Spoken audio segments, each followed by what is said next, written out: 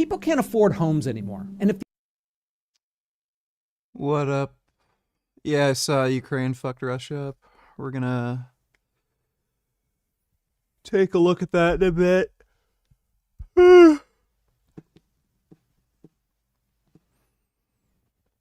Yeah, Infinite Warfare, can you not post stupid fucking retarded shit in chat?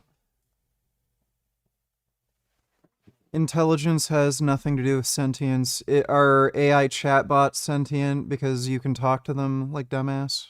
the American dream means owning your own place, then that dream is a fantasy. The media tells us that story every day. I believed it. Public opinion polls show that most people believe it. And you probably do too, because that message is everywhere. But in just a few minutes, you're gonna see how they misled you. Hey, I'm Ken LaCourte. I research tricky questions and I do my best to give you balanced insight. This channel isn't about easy answers or dunking on the other guys. It's about trying to understand the nuances of how the world actually works. So, after seeing dozens of headlines saying that homeownership was in the toilet, I researched to see how bad it really was. And I truly was shocked that it just isn't true. The data tell a completely different story. One of the first sites I came to was the Federal Reserve statistics, which completely undermine that narrative. This is the homeownership rate in the United States over the past 60 years. And as you'll see, it's pretty consistent. And the current homeownership rate is 65.6%. That's almost 2/3 the country, and only 3.5 points behind the all-time high, which was right before the housing crash of 2008. That was driven by banks giving loans to people who clearly couldn't pay them.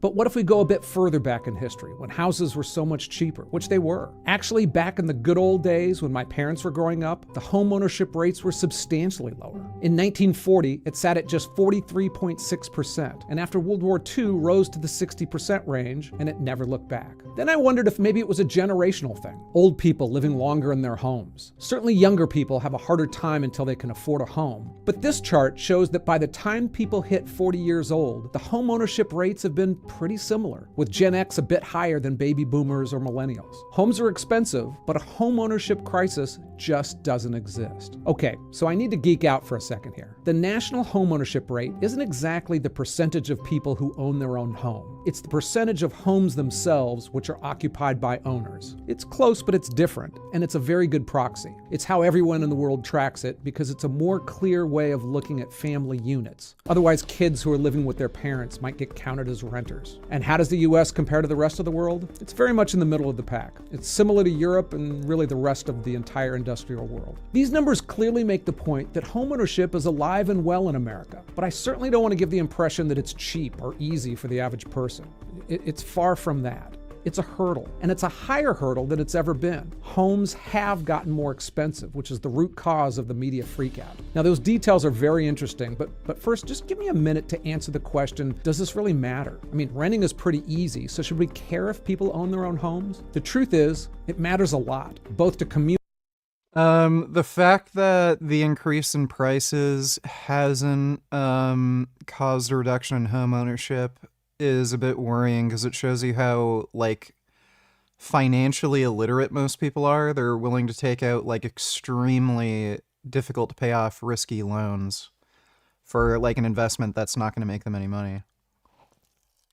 Communities and to individuals. Let me give you just a personal example. When I was young, I rented in New York City for a number of years and eventually saved up enough money to buy a small house near LA. I poured my entire life savings on a down payment and then committed to a very scary 30-year loan. Then a few months later, after I settled in, I saw a young man on the corner selling flags, and he'd tied up samples of them on a chain link fence behind him. And all of them were fine, except one was a Nazi flag. Now in New York, I would have walked by and given him that type of look, but this was my neighborhood now, and I pulled my car over.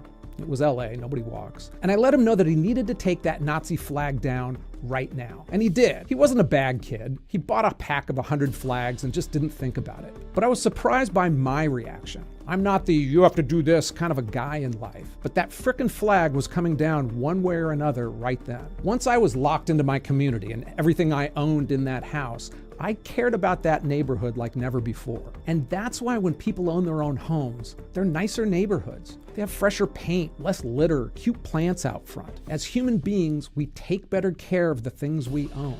That's why all smart governments encourage homeownership. I mean, the biggest tax break in the United States is the home loan deduction, and that's why we have it. And that helps make owning a home a great way to build wealth over your lifetime. It's generally a very good investment. Okay, so back to the media hyperventilation. At the heart of the matter is that homes are getting more expensive. Well, everything is, but even more, they've gotten substantially more expensive in comparison to people's incomes. They're less affordable for the average person, and the press gets that concept and turns it up to an 11. I love this one. In Las Vegas, most of the homes that someone evidently afforded were unaffordable. You keep using that word. I don't think it means what you think it means. Okay, so right now, I should be confusing you. I mean, I said that both more people own homes now than in the past, but I said they're also less affordable right now than they were in the past. So what gives? Those are the facts though. So I investigated it, and some say it's because we have more two-income households now, and that's true, but the affordability numbers are based on combined household incomes. The answer is that people can spend more of their money on housing because other big expenses have been dropping. The biggest one really surprised me: food. In the 1950s, households spent about 30% of their income on food. That's about what we spend on housing today. And that's a lot of money for food. And they didn't eat out nearly as often as we do now. Today, that number is 12.8% because food just... And yet the Democrats still don't care about this.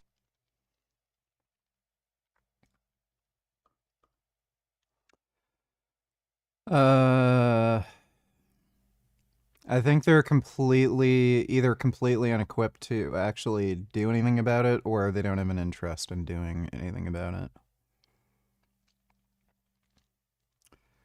But thanks for the donation, Dodo. got cheaper. Clothes, too. I was surprised that households used to spend 10% of their income on clothes and jewelry. Today, that's just 3%. So why have so many things become more affordable but not homes? Part of that is land. You can grow more tomatoes, but you can't grow more real estate where people want to live. But two factors to look at are building regulations and the fact that homes today are hugely bigger and better than they've ever been.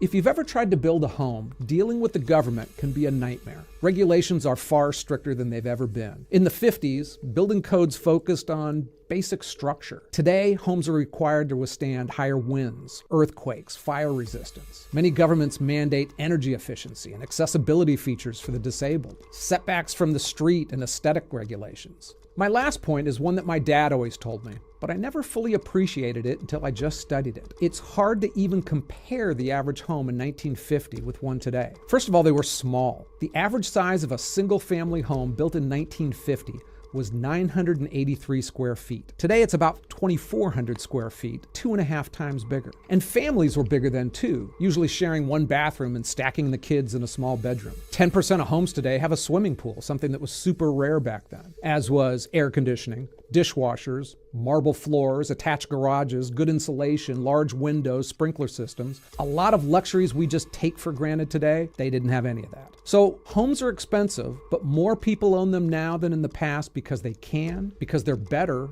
and because they're still a good investment. It's hard to fully evaluate the past, but for homes, which era would you rather live in? I'd vote for air conditioners, but that's just me. I hope I gave you some interesting things to think about.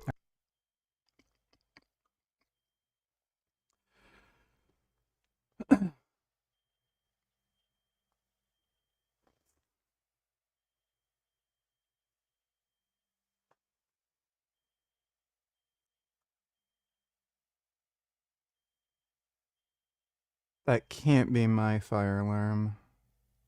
Yeah, it's the neighbors. Yeah, the neighbors are starting a fire.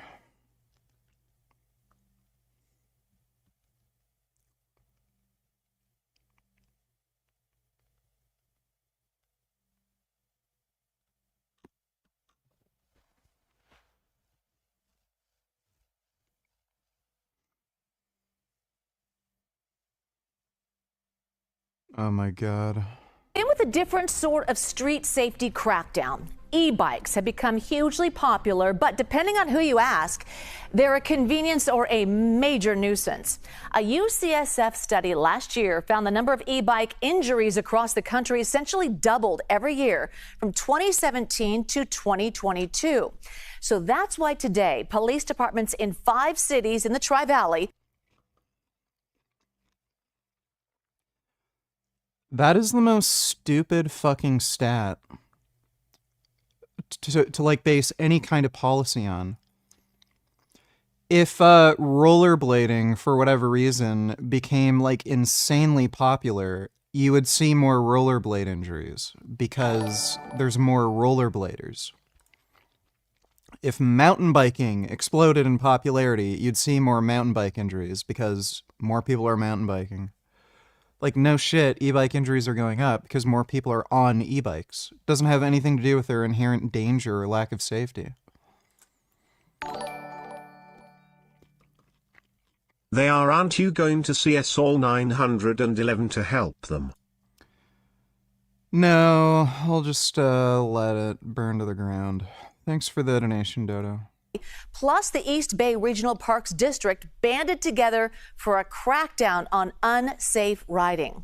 So our John Ramus explains why police are focusing their efforts right now on local schools.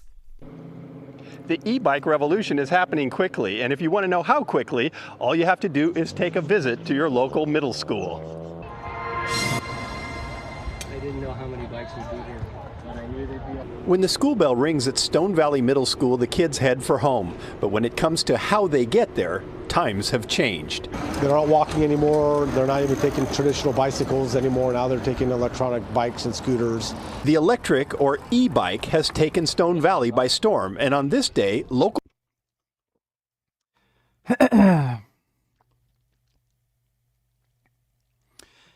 Yes, if only children could ride slower, smaller vehicles that are harder to see, that will cause them to spend more time on the road, increasing the likelihood of them getting hit by a car. Local bike safety advocates Alan Kalin and Bruce Bilodeau were welcomed in to take account of the number and types of e-bikes in the school's bicycle rack area. The change has been pretty astounding. I was here in February and counted 51 electric motorcycles known as e-motos. Today, there are 70. That's only in 3 months. How many regular bikes are here? 12. 12 regular bikes. Kalin says this is no longer a bike rack. It's now a parking lot. E-bikes are amazing. They really are. But these are not e-bikes. These are not e-bikes. These are electric motorcycles, and there is a difference. They weigh anywhere from 80. They're e-bikes. You're just a fucking boomer faggot retard. Like, buddy. Oh my god. Ugh! It can go 32 kilometers an hour, but the speed limit for e-bikes, it's only 25 kilometers an hour. This is a motorcycle. Like, fuck you. No one fucking cares. Oh my god, eat shit. Do 100 pounds. They will go from 20 to 35 miles an hour depending on how you modify it. Class 2 e-bikes are the most popular with a top speed of 20 miles per hour, and as a result can be ridden at any age without a license. But the speed limit on many of them can be remotely raised or eliminated altogether through an online app. The classes are dependent as far as their top speed goes, but then when they modify them, they go from 20 miles an hour to up to 50 miles an hour. Captain Miguel Campos is Who with the cares? Dublin Police Department. On this day, they joined other nearby departments for an e-bike safety enforcement. Who the fuck cares? This is like, you know, the whole thing with firearms regulation. The only thing anybody should be concerned with is whether or not somebody is using a gun to commit a crime.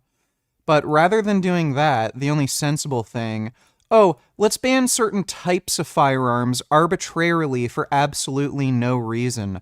Oh, magazine capacity restrictions. Yeah, you can only have a fucking 12-round mag. Oh, that gun has a 15-round magazine? 5-year fucking prison sentence for 3 extra fucking bullets. Like, it's just stupid. How in the hell is that a crime? It's not. Same with these e-bikes. If you're going the speed limit on the road, but then you add some, like, stupid fucking arbitrary law, this particular type of vehicle with this particular type of license or lack thereof can only travel below the fucking speed limit on certain fucking road. Why? If they're not committing a crime, if they're not a danger on the road in any way, who the fuck cares? Day, issuing 36 warnings and 12 citations for reckless riding. We just did it in the morning. We're going to focus till after school. During the summertime, we're going to ramp that up because now kids are going to be out of school, so they're going to be riding these vehicles all hours of the day. But back at the middle school, Bilodeau says he's not sure how they can even enforce the current rules when the bike. Kids shouldn't be able to go 50 miles per hour. Okay, well, then I guess you need to ban pedal bicycles, because if you find a steep enough hill, you can go 50 miles per hour. You're an idiot. Can be modified so easily. Yes. And that class 2 then becomes meaningless. So as an enforcement issue for a policeman, he comes up and sees a kid riding this. It's a class 2. He can't enforce anything.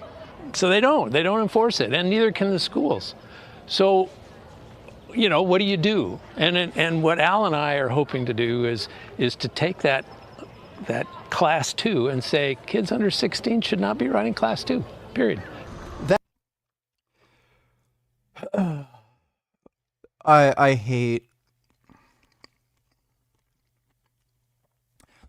I hate losers who fucking think like that, dude.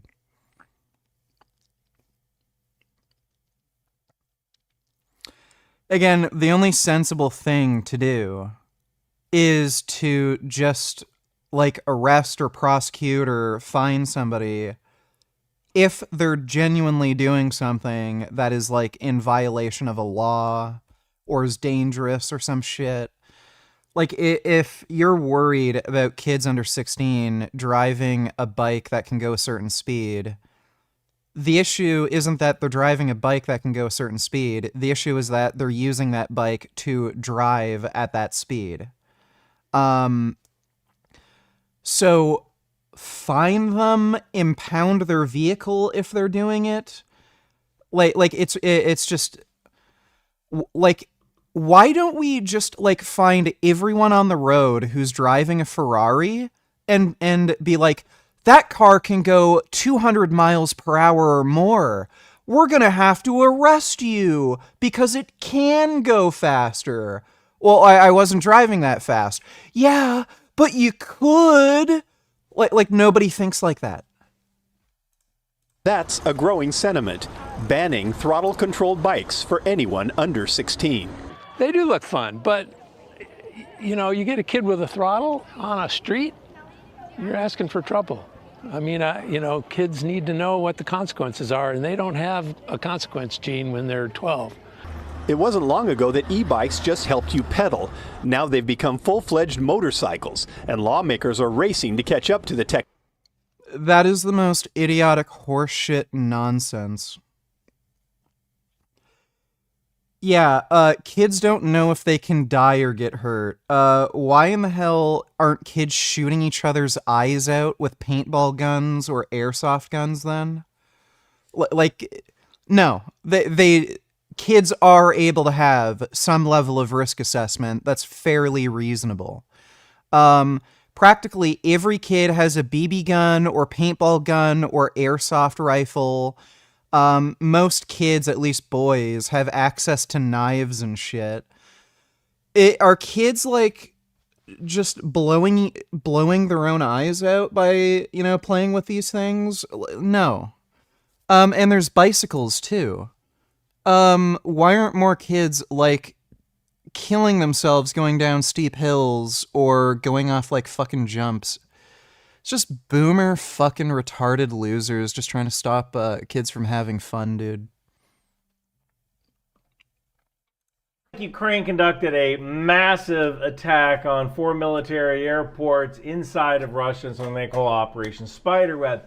These attacks were likely executed by drones launched from shipping containers, which, believe it or not, is a major plot point in my novel, The Wind Machine, available on Amazon or on Audible if you're a Marine.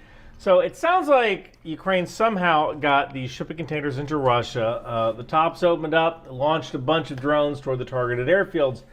Now, it appears that the targets were Russia's bomber fleet, specifically the Tu-22M backfires and the Tu-95 Bears. Here's why this is important. These strategic bombers have been used to attack Ukraine with cruise missiles. Russia also doesn't manufacture these platforms anymore. Both the Bear and the Backfire ceased production in 1993 after the fall of the Soviet Union. I believe one additional Russian bomber, the Tu-160 Blackjack, is still being manufactured, although in very limited quantities. The newest one flew in 2022, and I believe there's 10 on order. I'm not sure the status of those platforms right now. But here is why this attack is important. Number one, this shows that Russia did not see this attack coming. They don't have any drone defenses around their airfields inside of Russia. This is not just a wake-up call to Russia, it's a wake-up call to the United States. Because if Ukraine can do this, China can do this to America. In fact, they did it in my novel, The Wind Machine. Number two, we don't know how many of these bombers were destroyed, although it can be assumed that this may have caused a dent in Russia's ability to launch cruise missile attacks against Ukraine. This also might force Russia to move a lot of their... How unadvisable would it be, purely hypothetically, if someone bought red yeast rice supplements, but took 4 capsules a day instead of 1, getting a dose of 11 milligrams of monocolin K, which is equivalent to a prescription statin? In terms of side effects, safety?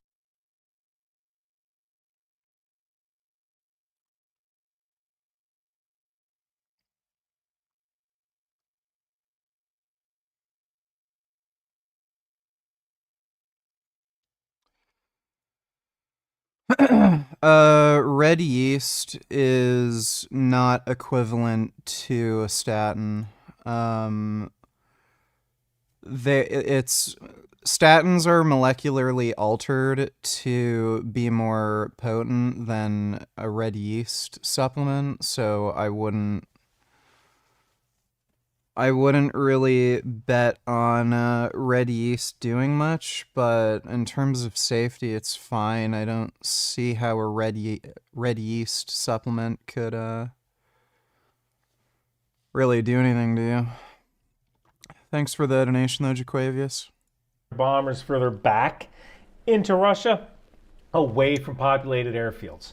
And this can further hinder how many missions Russia can actually execute per day, because it takes time to get from the middle of Siberia to the launch point. So number three, as I'm writing this, it's about 11:30 at night in Ukraine. I would not be surprised if Russia retaliates against Kyiv either tonight or maybe tomorrow. It depends on how fast they can get ballast on the warheads of their ballistic missiles. You remember that Oreshnik intermediate range missile that was launched against Ukraine back in November of 2024, carried an inert payload? Intermediate range nuclear weapons have a dollar value attached to them. So you don't normally launch them unless you're carrying a nuclear payload or you want to make some kind of a point. So I would not be surprised if Russia in the coming days takes whatever intermediate range ballistic missiles it has, Oreshnik, R-26, which is, I mean, the Oreshnik is really an R-26 with a different hat, right? So I wouldn't be surprised if Russia fills some of these weapons with dummy warheads or inert warheads or ballast and then fires them at Kyiv to make a point and kind of remind the world they have nuclear capability. So be on the lookout for a lot of misinformation. Oh my God, Russia just nuked Ukraine. Look, if ballast is coming in at Mach 10, it's going to look pretty significant on camera. Hey, Wind Machine, available on Amazon or Audible. It's got a 4.7 star. Get fucked, Russia.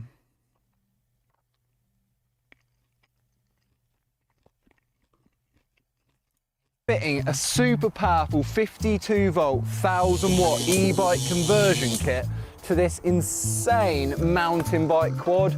Let's get it fitted immediately. Yes! No way! Well, we've put plastic tyres on this to make the ultimate drift machine. First things first is we're not going to look at the instructions. I guess you just have to take these cranks off. Ah, yes. There we go. Well, I found this thing on Amazon. It's a... Hey, Gum. How's my kitty? Oh, you like ruining my chair? Oh, that's a good cat. Yeah, you ruined that chair good. Bafang 1000 watter. Oh no, it's not going to work on this thing. Unless we cut a bit.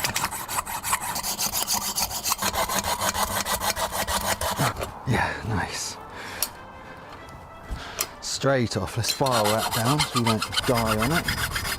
Oh, it's so close, but so far. That's, Oh, straight through, no way. Oh yes, that's sick. Then, doesn't seem like a good idea. This is like too exciting, it hurts. Cranks on. See if this all fits. Wow. Oh, it's looking like it's gonna work then. Let's see about getting this battery fitted then. So we've got this plate which locks the battery in. Moment of truth. Will it fit and hold? Couldn't be better. We can put the speedo right in the middle like a motorbike. That's proper fashion, that, isn't it? Then put the throttle on to about there. Connect that up. Power that on. Can we turn it on here?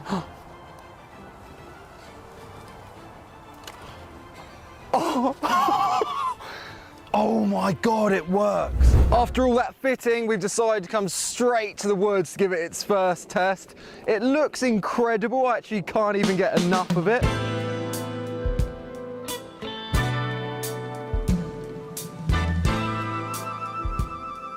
Right, we know it looks amazing, but we want to play on it now. This thing's got 5 different power modes. Obviously, we're going to stay in the highest power mode, which is 5. It's got a throttle. It is also pedal assist. Let me just go up there and I'll fly past you with like a throttled only flyby, yeah?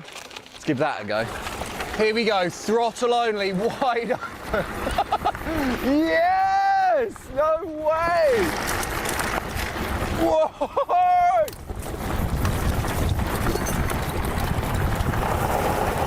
If you don't use the throttle, then it's also pedal assist.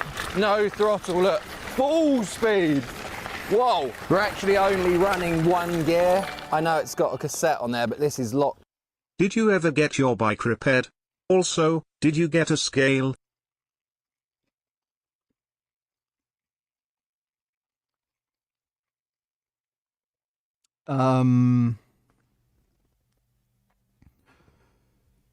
You mean my, my e-bike, the mountain bike? Yeah, I had the chain replaced. The chain fell off, so I just replaced the chain.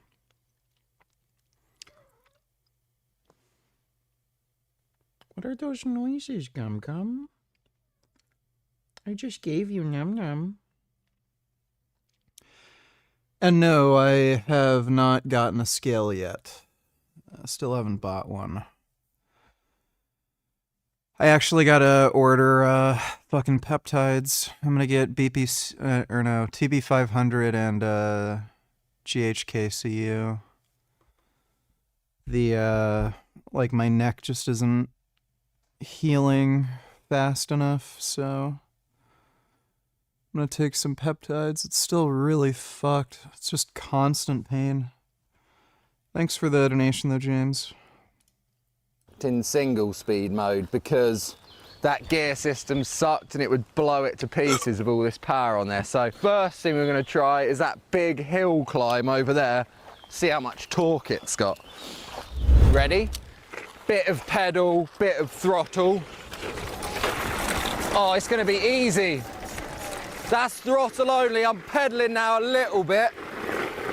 Straight up. This looks horrible. Let's try this steep descent on it. Whoa. Oh my goodness, that was the worst idea. That gets so gnarly. As soon as one wheel comes up, the level of turning changes. You see that? Like that wheel is so far across where that one isn't. It does it both sides. Let's see if we can drift it over there. This is the drift arena, then I'll fly in there and try and lean off the side and get a bit of a slide going.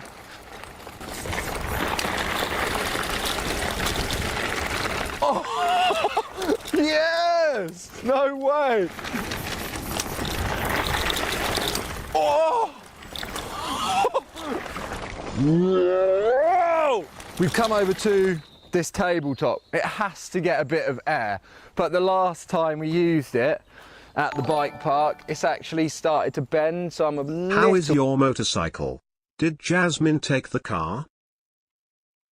My motorcycles are doing just fine. And no, I don't know if you were here for when I talked about it. Jasmine had the car, and then she decided not to pay for it anymore. So then she dropped it in front of my driveway and didn't tell me she was going to do it. So I brought it into the Kia dealership near here, and they haven't gotten back to me. I don't know what the fuck they're doing, so I'm gonna call them on Monday. Thanks for the donation though, James. A little bit scared to get airborne with our added weight of the battery and the motor. I've already had an incident yesterday and I've had to shave all my hair off because, look, on my second channel I was trying winch surfing and the board flew up and smashed me in the head. You can find that on my second channel, links in the description. Let's go from there. Boom, boom. Huge on here, yeah?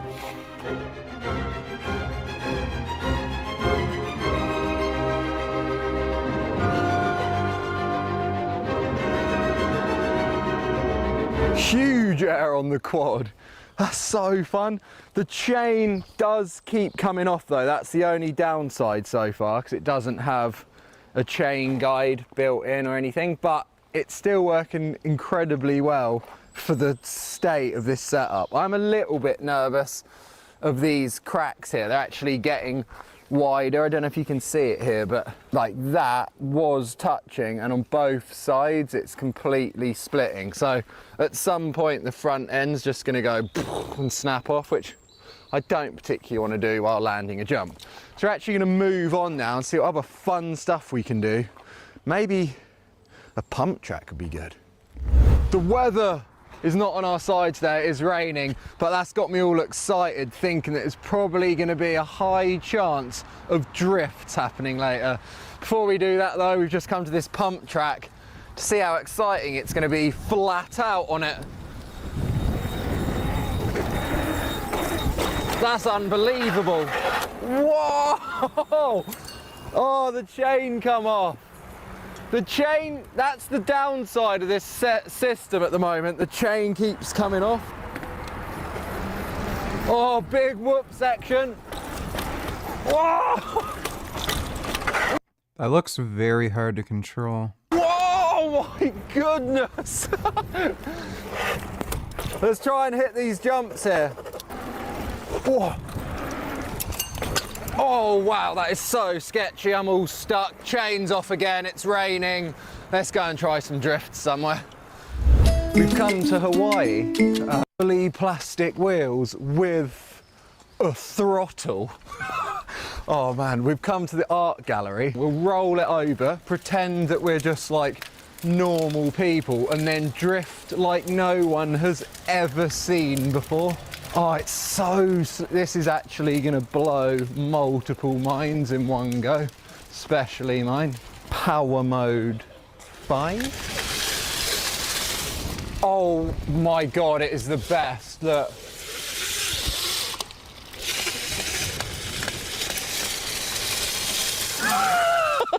Sick. We got to get used to it. That's going to be unreal. Oh, it's like too slidey almost. The steering lock's not enough, like, because it steers weirdly, it's quite hard to deal with. Oh yeah, full drifting. Why don't you care about the safety of your neighbors? Do you really want them to die? What did they ever do to you?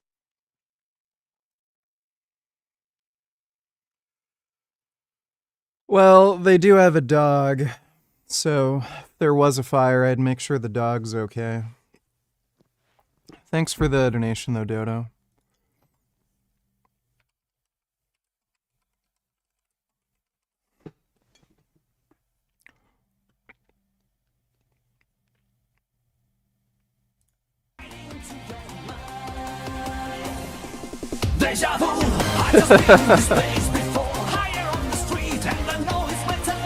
Oh my god.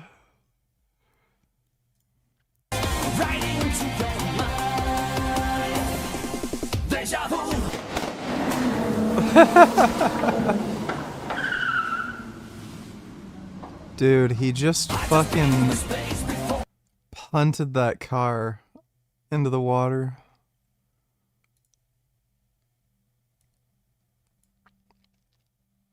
Pearson decides to try a maneuver called a side slip, practically unheard of on commercial airliners, but sometimes used by glider pilots.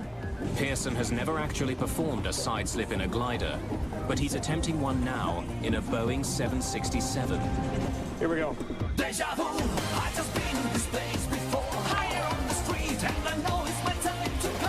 React to this VG. I don't know if anyone else has noticed this, but as of the last 10 years, Hollywood just can't stick the landing when it comes to adapting anything from source material. Which I find very strange, since you would think already having a story in front of you would make the task of making a TV show or movie far easier. Now I want to go ahead and list off a few of the most recent disasters as of the last decade. First of all, even though this seems like ages ago now, the biggest TV show of all time, Game of Thrones, only concluded about 6 years ago. But it really started to go downhill in Season 5, which aired almost exactly 10 years ago. And with the disaster of Game of Thrones, you would think Hollywood would have learned its lesson and gotten it together in terms of storytelling regarding adaptations. But alas, they have only seemed to get worse. Just going off the Tom Holland is a retard who can't act, and he plays the same exact character every movie, just some dumb kid. I can't stand Tom Holland. Top of my head, some of the most recent disasters include, but are not limited to, basically every single Disney live action, House of the Dragon Season 2, The Last of Us Season 2, and to just make this quick and simple, basically 90% of everything. Ukraine blew up a shitload of Russian strategic aircraft this morning. They claim 30% got cooked. Plus Anna Kasparian going full retard. Yeah, I've seen this.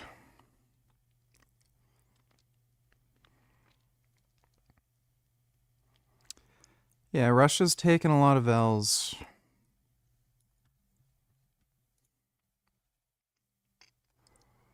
Oh, wow. So I know about the dancing Israeli thing. Holy fuck. Bro, she's really drinking the anti-Semitic Kool-Aid. That's crazy.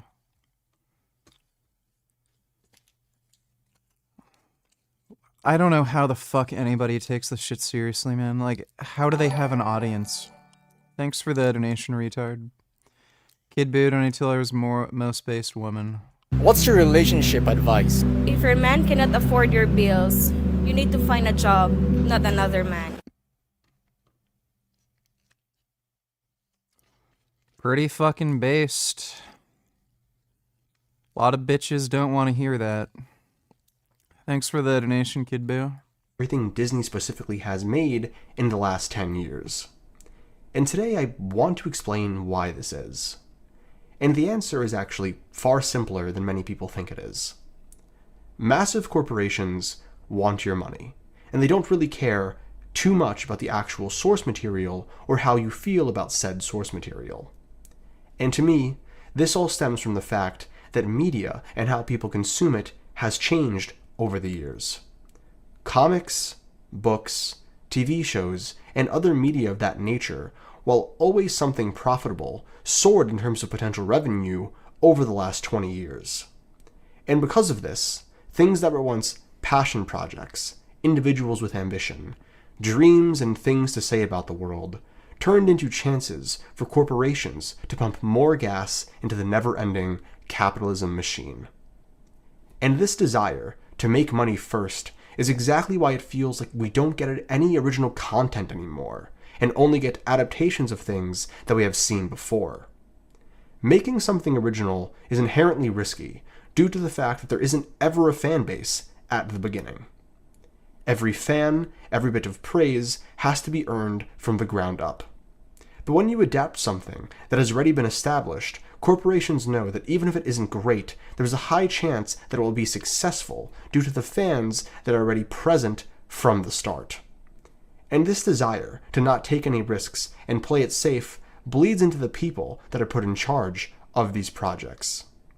Many of these executive writers and directors don't actually love and appreciate the source material that they are adapting.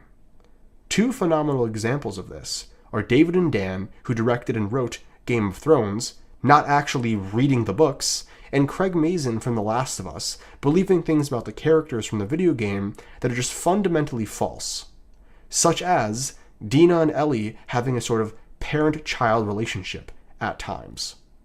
Not only that, but many of these executives have an... Where in the fuck did he get that idea? No gum gum. Oh, no stealing my food. No licking out of my bowl. How's my gum gum? No. I want to hug my gum gum. It's a good gum gum. You know, you're so big and handsome and I love you. It's a good gum gum. Mwah. ego about them that just genuinely rubs me the wrong way. It's very frustrating for me, especially as an aspiring creator that takes pride in the criticism that I receive, to see these Aha Lilo and Sitch, did you hear about any of the hate the remake is getting online, VG?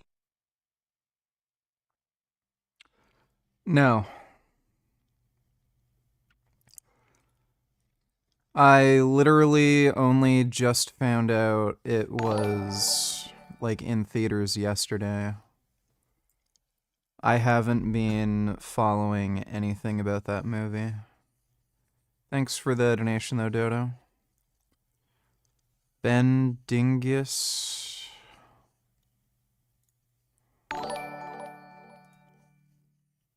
A strange animal. Roger was a red kangaroo known for his muscular build, reminiscent of a human bodybuilder. With his giant body, he became the alpha male of the kangaroo community, standing 6 feet 7 inches tall.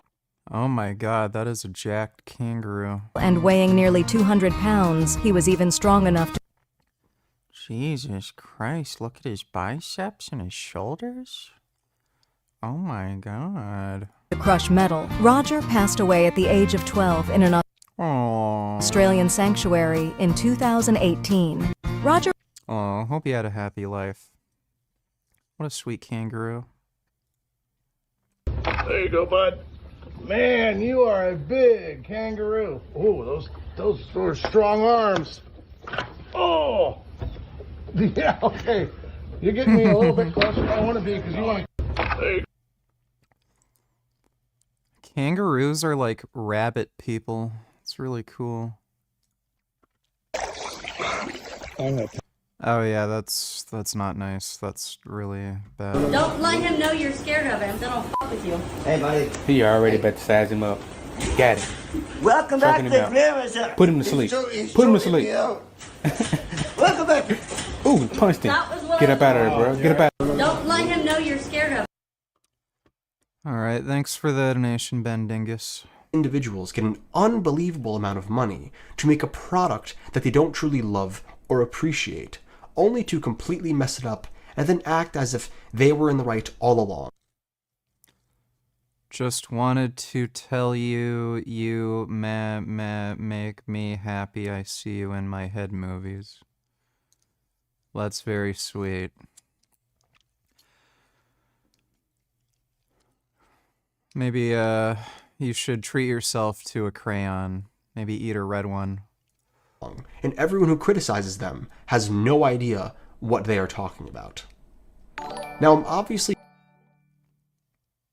Oh, it was horrible. VG Nanny gave up Lilo to the state at the end of the remake, betraying the Orgnales in it, a message of Ahana means family.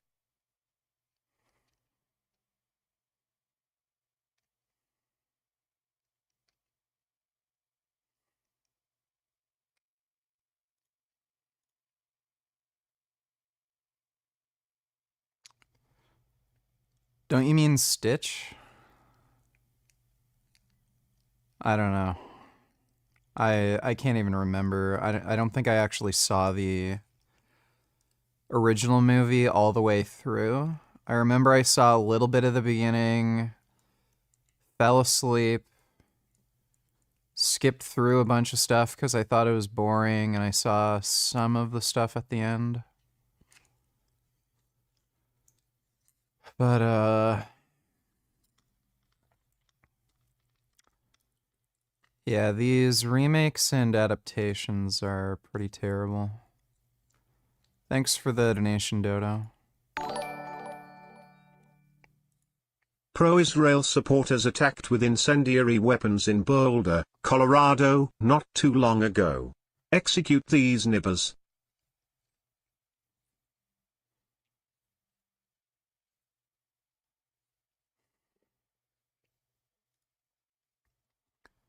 Jeez. We're fucking gone! Stay.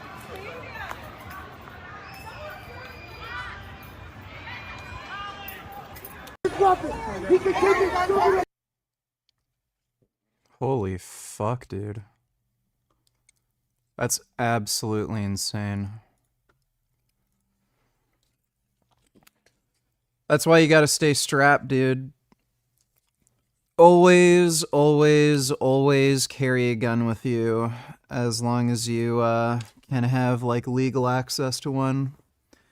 Like, if you're an American citizen, I don't know why the fuck there are people who are still walking around without a gun. It's just stupid. Thanks for the donation, the retard. Hopefully that guy gets, like, butt raped to death in prison. Generalizing, and not every creative head is like this, but there are enough of them who have this I did everything right, and if you disagree, you're wrong attitude, that I find it super disheartening whenever I see a new one pop up. Beyond that, I think another major issue is the false sense of security that corporations try to give their audience. And I'm going to need everyone to all the point I'm trying to incorporate. I've had so many people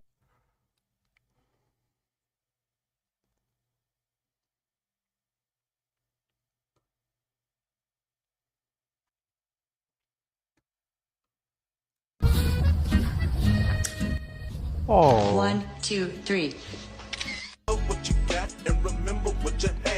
Oh.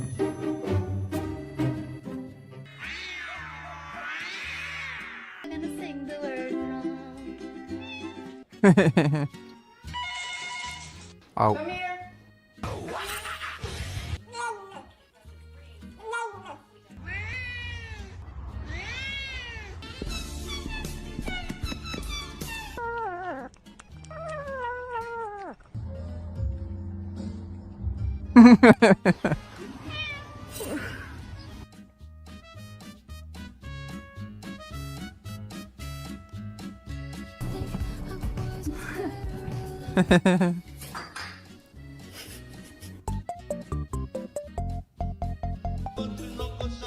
Always.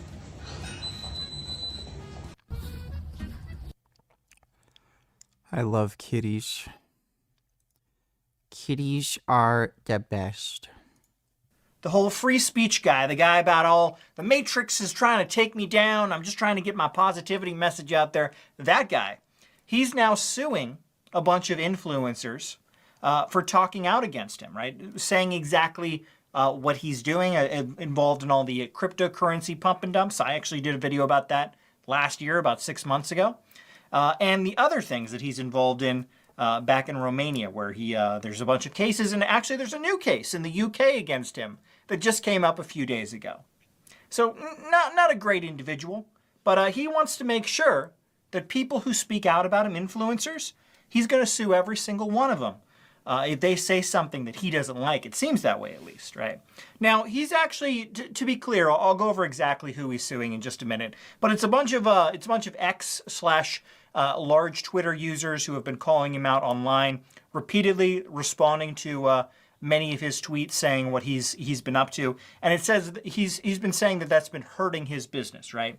Now, specifically, there are a lot of large YouTubers I've made videos about Andrew Tate before. I'm not super large, but there's much larger creators like CoffeeZilla has made videos about Andrew Tate before. Some ordinary gamers. I know the Willie Mack show, he did several videos going over the entire case that the Tate brothers are both involved in. So that's interesting. He hasn't actually gone after any of those large YouTubers, and I think, this is just my opinion, but I think the reason he went after So clearly did it to make Nanny a strong independent young woman by going off to study marine biology in California, even though the biggest marine biology area in the world is already in Hawaii, ironically. That sounds pretty goddamn stupid. So yeah, that's dumb.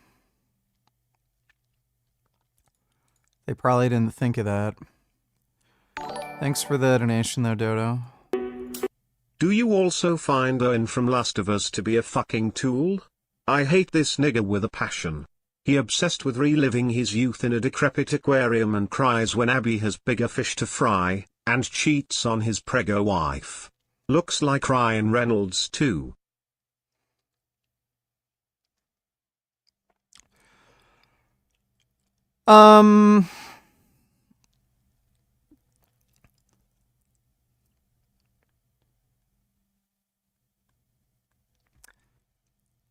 I wouldn't say I hate Owen. He's a little bit of a jackass, but like so is everybody, really, in that story. I mean,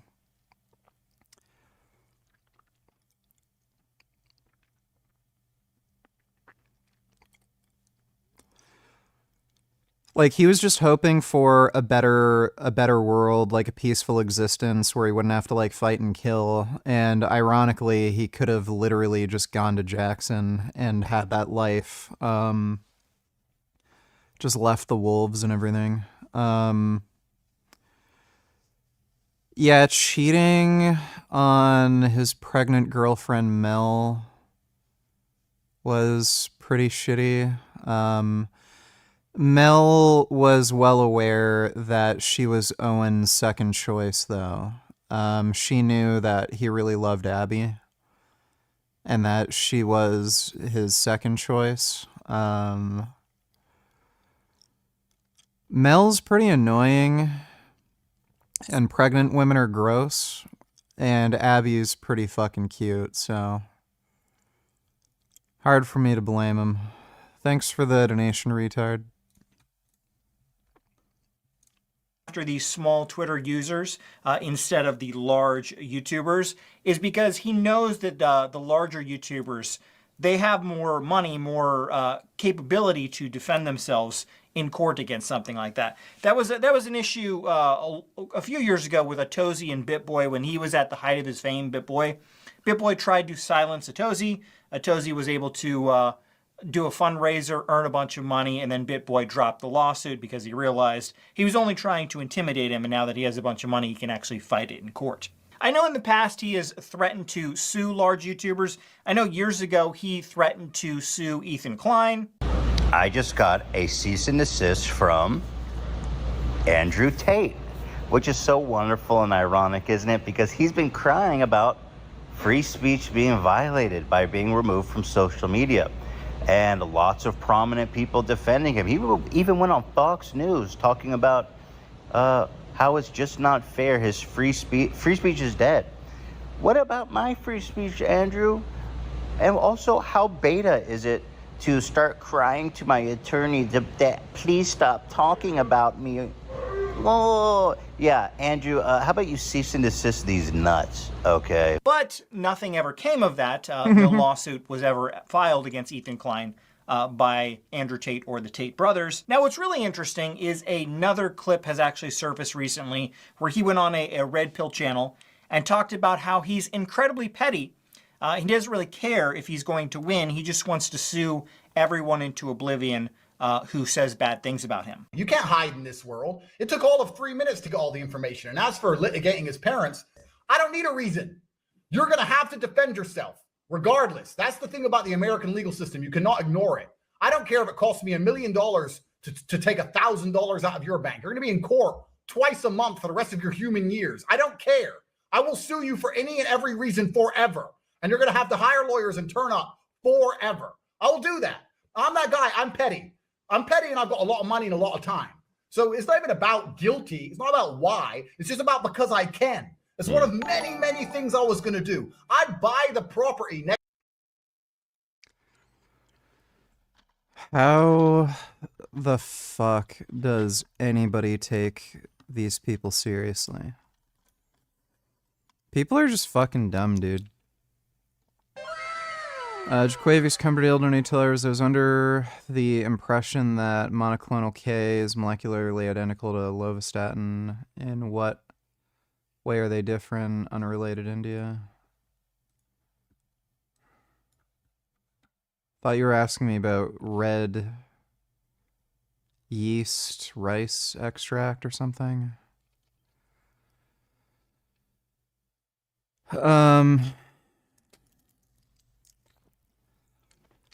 All of these medications are based off of some sort of plant or plant extract, and they're modified so that they have a higher degree of potency or last longer in your body. The GLP-1 agonists, like semaglutide, they're based off of Gila monster venom. It's literally an extract of Gila monster venom. That doesn't mean Gila monster venom is going to help you lose weight. They had to modify that molecule so that it has a higher half-life and it lasts longer in your bloodstream. So, yeah, I wouldn't suspect, you know, those plant extracts to be as potent as a statin. This is by far the worst place in India, and I went here so you don't have to. This is Old Delhi. It's notorious for aggressive people, scammers, and being an absolute toilet. Literally. In those alleys, they have public urinals. Arriving in Old Delhi, you get dropped off at a place called Chor Bazaar. This literally translates to thieves' market. Before even leaving the tuk-tuk, the aggressive sales tactics begin. I don't want fake Ray-Bans. Ray-Bans. I don't want. Don't put them on me. Please don't put them on me. And now that you're in Old Delhi, here's a list of things you can do. 1. Get food poisoning. I'm gonna throw up. What happened, brother? 2. Get scammed. Oh, so sorry. Damage. Why do you just break it like that? It was fine. Why did you break it like that? Damage. Damage? You just damaged it. You broke it. I'll just give you this. Those ones. And yeah, that's about it. I don't know why you'd ever go there. They have a human skull. This is kids, 8-year. 8-year-old. We eat human body as well. How does human taste? Like salt. Can you wear it? $200 if I'm wearing. Yeah. No free, nothing Same. free. No more? They have a human skull. You know, that's a pretty good deal for a human skull. Complete human skeletons are actually pretty expensive. Even an adult human skull is pretty expensive. I looked it up. $200 is a good deal. How to deal with a girl with crazy trust issues. Dumper. She doesn't like me following Insta girls and doesn't like me asking my ex a simple question. Yeah, dumper.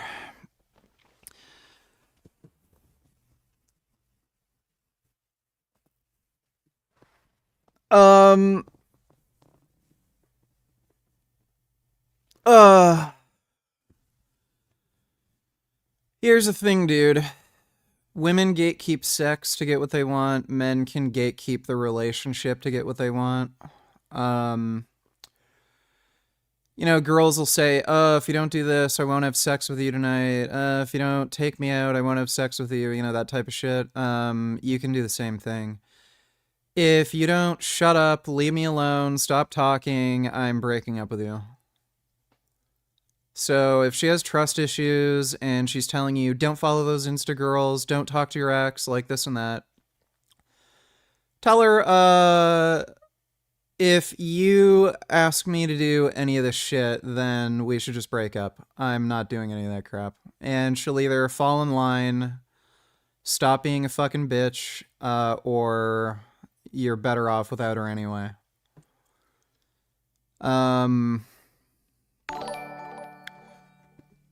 Also, a lot of dudes fall into this trap where they think just because a woman's asking you for these things, they think if you do what the woman wants, she'll be happier. Women are fucking crazy. I basically call it female psychosis. They will ask you to do something, and any rational human being would suspect if you do what they want, they'll be happier, but it's actually the opposite with women. If you do what a woman asks you to do, they will lose respect for you because they realize, oh, I can manipulate and control him and get him to do whatever I want. He's a simp, he's a loser, beta male, he's weak. So even though they might want you to do something, you doing it will disappoint them, and then they'll lose respect for you. So don't ever give in to women. If they ask you to do something, don't do it because they're just going to lose respect for you. Just do whatever the fuck you want. Like take my word for it. You can experiment and play the game. It's pretty hilarious. But trust me, as soon as you start giving in to a woman's demands like that, like, oh, don't follow that girl on Instagram. Oh, don't ever talk to your ex about anything, even if it's like something important and you left, like, I don't know, your social security number at her house or something. As soon as you give into it, she will act more and more like a fucking bitch, and then she'll break up with you. If you just tell her, no, fuck off, I'll do whatever I want, she might throw a little hissy fit at first, but then she'll actually treat you better. You can try it. If you don't believe me, you can try it. It's pretty funny once you discover the trick. What's funny too is the US government trying to take Lilo Oi from her older sister Nanny was originally an allegory for the colonization of Hawaii itself, so Disney in its trying to seemingly progressive ironically promoted an anti-indigenous message. Well, I guess they didn't really think about that when writing the script.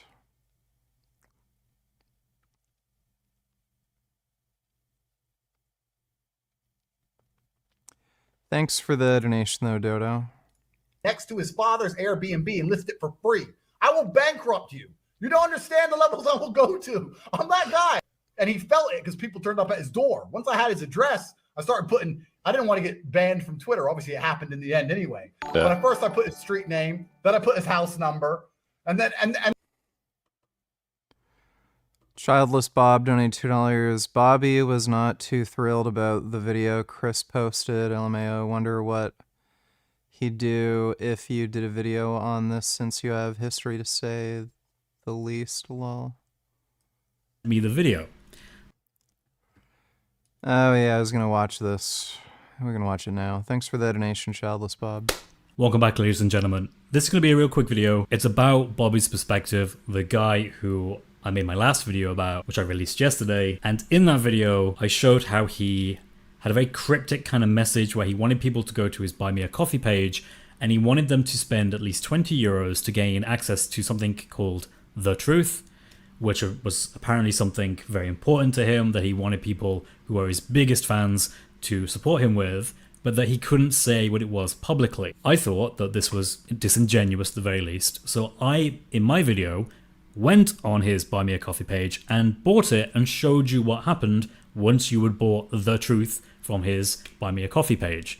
Yes, I paid 20 euros for that. To which I showed that you get a confirmation page, which just has two things. The first is that it has a link to a publicly accessible Telegram page, which when you click on it, there's then a button for you to join. I was trying to do this on my computer, so maybe it only works if you're on mobile device on app. I'm not sure how it works, but for whatever reason, it didn't work for me, so I couldn't join.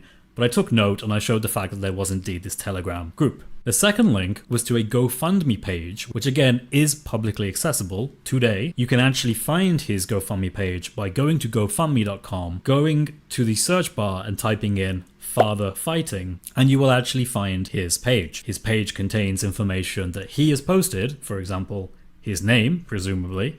I presume that that is your name. The fact that you call yourself Bobby, the fact that you're a social media content creator, the fact that alongside pictures of you and presumably your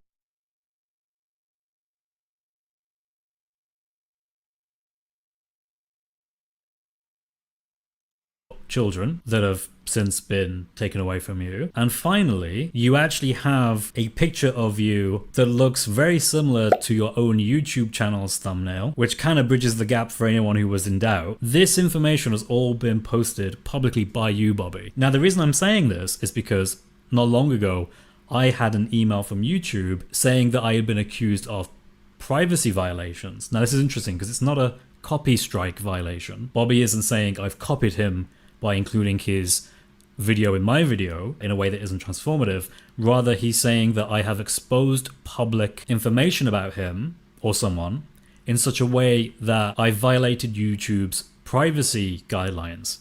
Now, YouTube say in the email that they're going to review this, which is great because I'm pretty confident I've not broken any privacy guidelines. Having reread their terms and conditions, I don't see anything I could possibly be accused of violating, but Bobby seems to think otherwise, or at least someone acting on Bobby's behalf, possibly.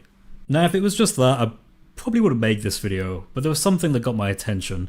A friend of the channel who did what I did, who actually paid 20 euros to gain access, and they actually did go into the Telegram group, they found a video that was specifically aimed at me, and they reached out on X, and they told me about it, and they actually sent me the video.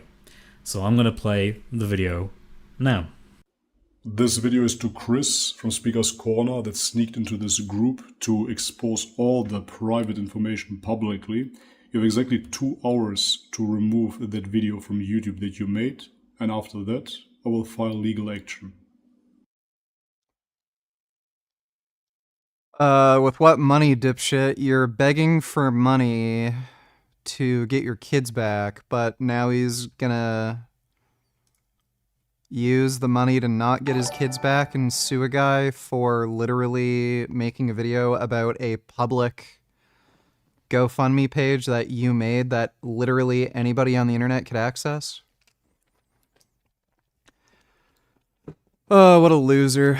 Bobby is just a fucking loser.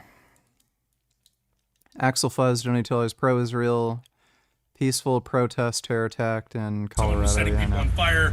That is fairly consistent with the injuries that we found on scene, but we're not 100% certain how that happened, and that's what we're doing to interview. There's a lot of witnesses that we're interviewing. I suspect within this evening, I suspect we'll have a better idea of exactly how those injuries occurred. Are you guys going to have additional securities for Jewish and Israeli people helping the hostages in the circle right now? Because this is a weekly occurrence. Are you guys going to now have some additional security measures to protect Jews in Boulder? So what I will say is, again, I cannot confirm right now that this was targeted at a specific group of people. We understand that there's a lot of tensions right now and a lot of issues in the United States and everywhere. Once we have a clear motive, we will react accordingly. And if that motive was a group was targeted, we will absolutely step up and ensure that additional security, additional presence. We want people to feel safe no matter what they're here for. How many people were injured? I don't have an exact number. What I will say is multiple. I can confirm that Boulder Community Hospital received multiple patients, and some of those patients were transferred to other hospitals. Right now, we have detectives working to find out specifically the number. Again, hopefully later this evening we'll have an exact number. Right now, I'll just say multiple. Can I take one more question? Any life-threatening injuries? I believe so. What I'm being told is there are a range of injuries from very serious to more minor. And again, I just am. My heart goes out to those victims, and we're keeping them in our thoughts, prayers, and Another update later tonight. We will post that out and we will live stream it as well. So Yeah, that's fucked up. Thanks for the donation, Axel.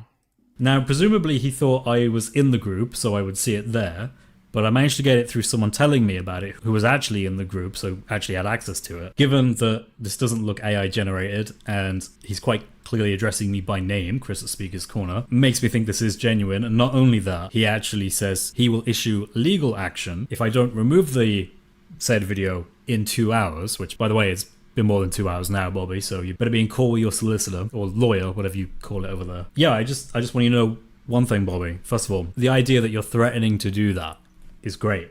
Really great. But Bobby, just one quick thing. This is all I really have to say about this hilarious idea. If you would rather divert some of the money you've got for your children that have been taken from you, and you're trying to get them back, if you would rather take the money that you've been sent by your supporters, which includes me, by the way, because I actually gave you money, remember? I actually supported you.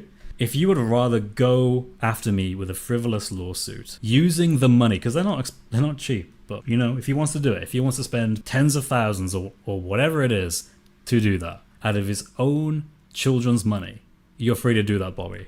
But I just want you to know one thing. I think less of you as a man for doing that. I think that's one of the most cowardly and weak things you could do, to take money that you had to, and I'm just being honest here, you had to beg for the sake of your children that have been taken away from you, to then say, I'm gonna not spend that on my children, I'm instead going to pursue this frivolous lawsuit, or whatever it is you have in mind. I think that is one of the lowest things a father could do. One of, to take money out of your own children's mouths because of what some strange blonde English guy on YouTube said about you, which is everything you've already said about yourself. But hey, genuinely wish the best for you and your kids, whatever that might be. Anyway, guys, real quick video. Yeah, Bobby's a fucking dumbass, dude. And then when guys turned up at his house, I had to fly some friends of mine from Vegas to LA. Like, I had to spend money on this shit. This took time out of my life. When he looked out the window and saw the SUV, then he starts apologizing on the internet like a little bitch. I still might litigate him into the fucking ground. So he's talking about being really petty, and to me that doesn't seem very alpha, very red pill, that you're just a very petty person, and just because you have a ton of money you're just going to sue everyone that says bad things about you. That doesn't seem like a very alpha thing to do. And he admits to basically doxing someone's information that he didn't like, put all their information all over the internet, and that type of clip is not going to do him any favors in court if this case actually goes to court. If the judge sees that I'm being really petty, I'm fine with doxing people, that's not going to do him any favors, guys. So we're going to actually take a look at the lawsuit right now. There's actually a GoFundMe. I'm not involved in the GoFundMe at all, but there is a GoFundMe for the people who are being sued by Andrew Tate. I'll have that linked below. But let's go ahead and take a look at the lawsuit right after a word from today's sponsor. Over the years, I've used various different wallets, and eventually they've all broken down and needed to be replaced. Exeter's father, additional 10% take you direct sponsor. This linked down below if you want to take a closer look at it yourself. It is 61 pages long, so we're not going to go through the whole thing. There will be a bunch of edits in this part of the video, obviously. We're just going to skim through the really important parts.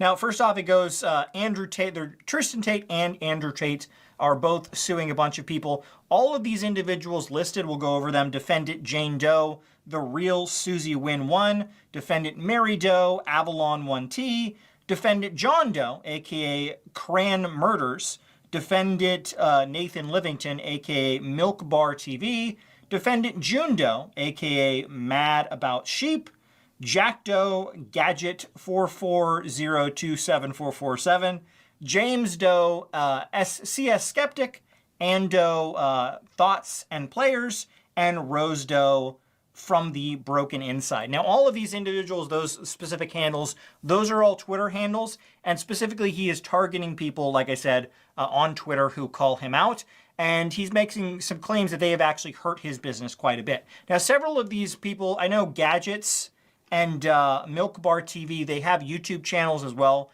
They've talked about being sued on their YouTube channel, but specifically it seems like he is targeting the Twitter users as opposed to any real large YouTubers that have been talking out about him. There have been people like CoffeeZilla who've gotten millions of views saying that he is, you know, running a bunch of crypto scams, and he hasn't sued CoffeeZilla or anything like that. So it is interesting that he is going after these much smaller Twitter accounts. So this particular case was filed in Florida. Many of the people that he is suing don't actually live in Florida. Some of them live in other countries.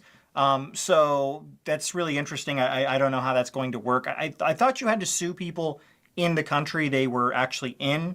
I don't know if that's actually true, but that just seems odd to me. So what's interesting is that the Tate brothers believe there is a conspiracy by all of the individuals named in the lawsuit to intentionally ruin their businesses. And they actually claim that their businesses have been hurt severely by these Twitter users, which I don't know if that's true. There's a lot of cases that have actually come out. They were arrested for a while. They spent time in jail. I think they've actually had more harm done to them by their arrest in Romania and the lawsuits against them now in the UK as well. I don't think these random Twitter users, these small Twitter users, really had much to ruin the reputation of the Tate brothers.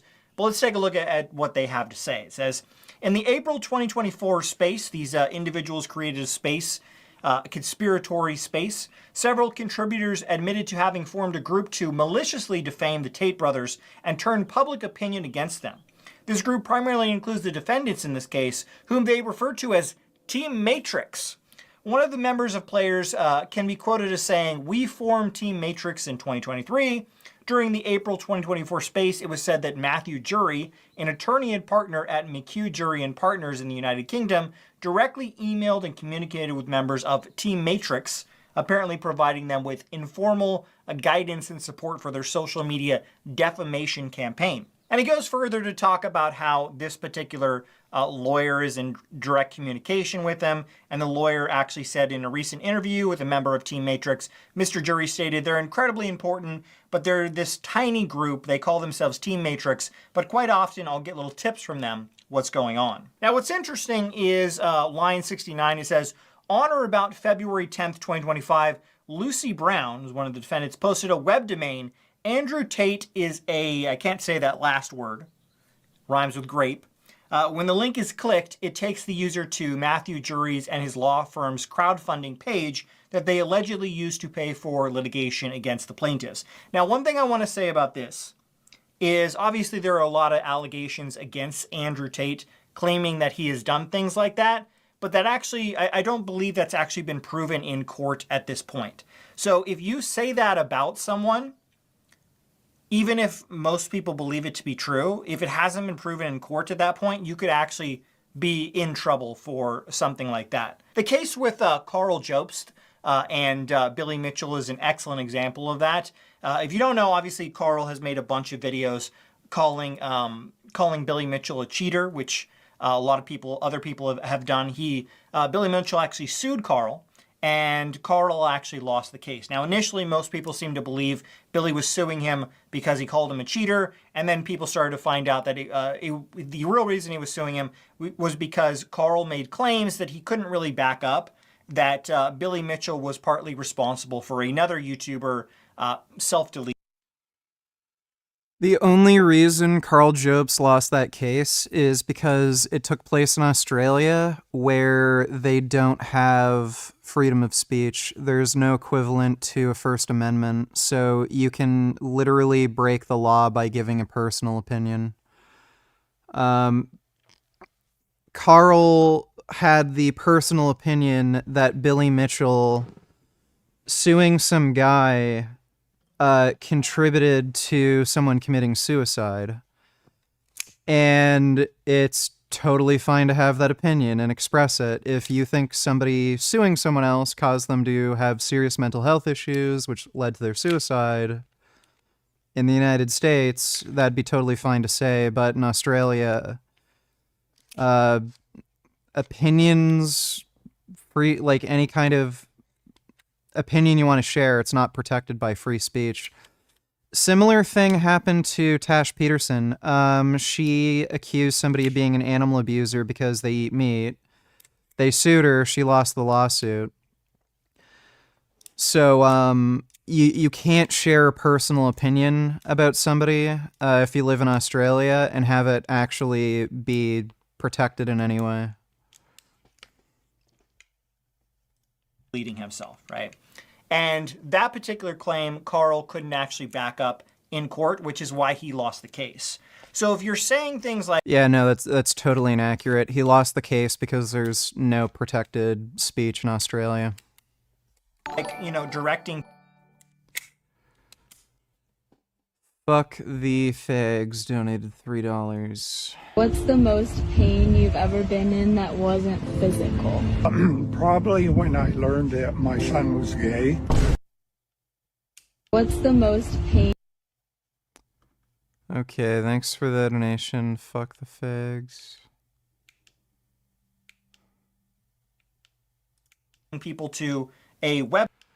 Australia's a fucking shithole. It's one of the dumbest, gayest fucking countries on the fucking planet. It's basically retarded UK. Yeah, Australia just sucks. Website specifically calling this guy a very bad word. If you can't actually prove that definitively, you could be in trouble. So I just want to point that out. A lot of the case involved in this is just him. It seems very petty based on the clip that he's talked about. But this particular piece right here, you probably shouldn't link to something like that if you can't, if it hasn't actually been proven in court as of yet. So there are a bunch of tweets that the Tate brothers use as evidence, claiming that these people are defaming them. And then towards the bottom it goes, by repeating, publishing, and disseminating the defamatory statements to third parties, defendants damaged the Tate brothers' personal and business relationships by imputing conduct incompatible with the proper exercise of their lawful business and other ventures, which they have long since relied upon to generate income. This caused them to lose hundreds of thousands of dollars. Now, I personally find that hard to believe, that people posting mean things about them on Twitter cause them to lose hundreds of thousands of dollars. I don't know. I feel like it's going to be difficult for them to. Oh my god. Yeah, fuck it. I'm ordering peptides right now.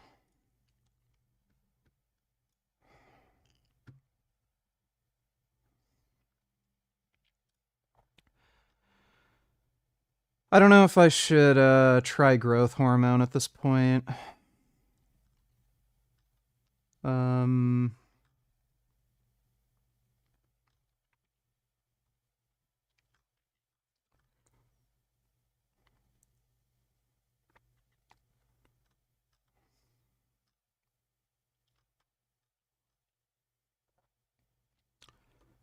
GHKCU.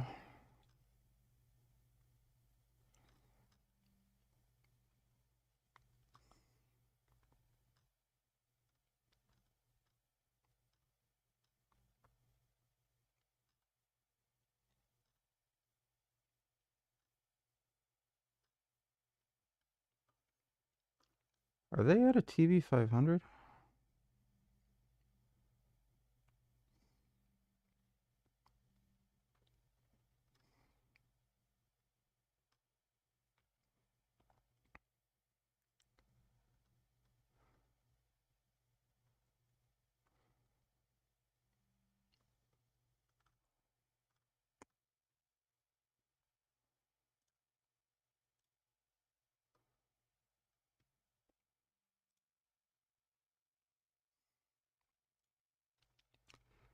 Use a different website. GHKCU. TB 500.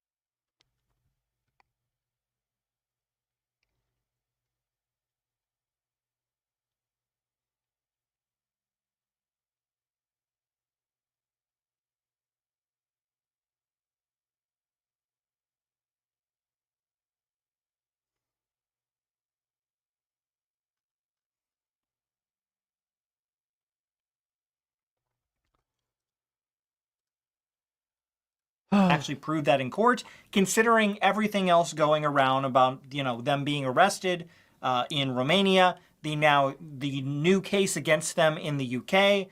Victims have come forward and told their story in the US. There's a lot of things that don't make the Tate brothers look very good. So saying that these specific Twitter users are the reason that you're losing hundreds of thousands of dollars, they're being sued for multiple cases of defamation as well as civil conspiracy, because he's claiming they're all working together, they're all Team Matrix. Claiming that these individuals are the cause of your issues as to why you're losing money is a bit far-fetched, considering everything that the Tate brothers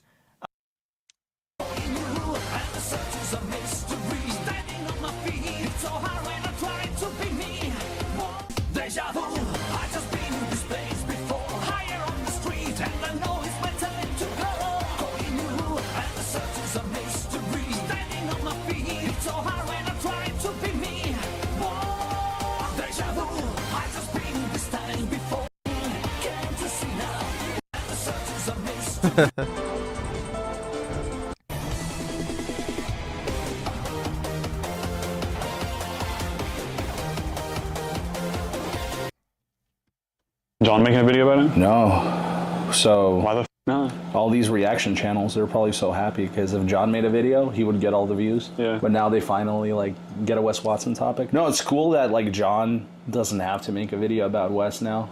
He could do like videos about anything. Yeah. Don't encourage anyone to run up to these pro fighters. Welcome to episode 27 of the Scaling Up podcast. Make sure to like this video if you're watching it, because why not? And also, if you haven't subscribed already, then what are you even doing? And we read all super things $5 and up at the end of every episode, so you guys will see how that works. I can't show you any links to websites that sell peptides. It's against YouTube's terms of service. Works at the end of this one. And we weren't even planning on doing a podcast this week because there was too much going on with catching the Preds. We thought we'd already be doing some Pred catches like right now, but instead we ended up spending the whole week decoying ourselves, using Tanner's girlfriend, her pics, and putting them through a face app filter so it looks like a teenager. And we'll talk about that in a bit. But yeah, that's what we've been up to this week. But first, let's talk about the main topic of today's video, which is Wes Watson. Still stimulating, bro. It's been like a half a year since this has been going on. It's been like damn near a full year. Really? It's been half a year since we've had the podcast. And yeah, since we started talking about it. Yeah, it's always good when there's other men to talk about. What else would YouTube be if not for other men to talk about? Right. That's what YouTube is nowadays. We got to bring the people in. But yeah, just the gift that keeps on giving. Like whenever you need a clickbait title, you know you can always depend on. You can always count on him. WW Dago. Wes Watson from San Diego. That's the one good thing that I still like about him. So first of all, I actually got sent a clip of Wes talking about us on his live. And he said something along the lines of, would you let a guy come to your gym dressed up as you with your tattoos and measure you? Why didn't you let Eric measure you? Would you let a guy come into a place who's got your tattoos drawn over him like a clown, come try to clown you and be around you dressed like you? Like, first of all, he invited me. But secondly, fuck yeah. Like, if somebody came to my gym, like, let's say I didn't invite anybody, I'm just going about my day working out, and I see somebody who comes in looking identical to me, doing like an awesome impression, like, that would be fucking awesome. I would drop everything I'm doing and like interact with that person. So like, yeah, that would be fucking epic. But yeah, that's not even to mention that he literally invited me. But he also said that I brought the biggest group of dorks that you've ever seen. And he did say bring the biggest fairy that you know. Exactly. Like he asks for shit and then he gets mad. We actually do what we say we're gonna do. Right. The funny thing is, any one of those fairies, even myself, anybody else, or those dorks would have beat him in a fight. Right. So that's what I was gonna say. Like they were very carefully selected dorks who are all very skilled fighters. But apparently that doesn't matter because MMA fighters, specifically pro fighters, are the biggest pussies on the planet. So maybe that's why he said that. Let's watch this video real quick. I don't know if you've seen it yet, but let's get your thoughts. Don't encourage anyone to run up to these pro fighters. Pro fighters are pussies, okay? They're only good in the ring. People I know will not accept a loss, okay? If a pro fighter did his jujitsu on him, then the guy's gonna come back and duct tape his family, okay? You don't want to fuck with the wrong people.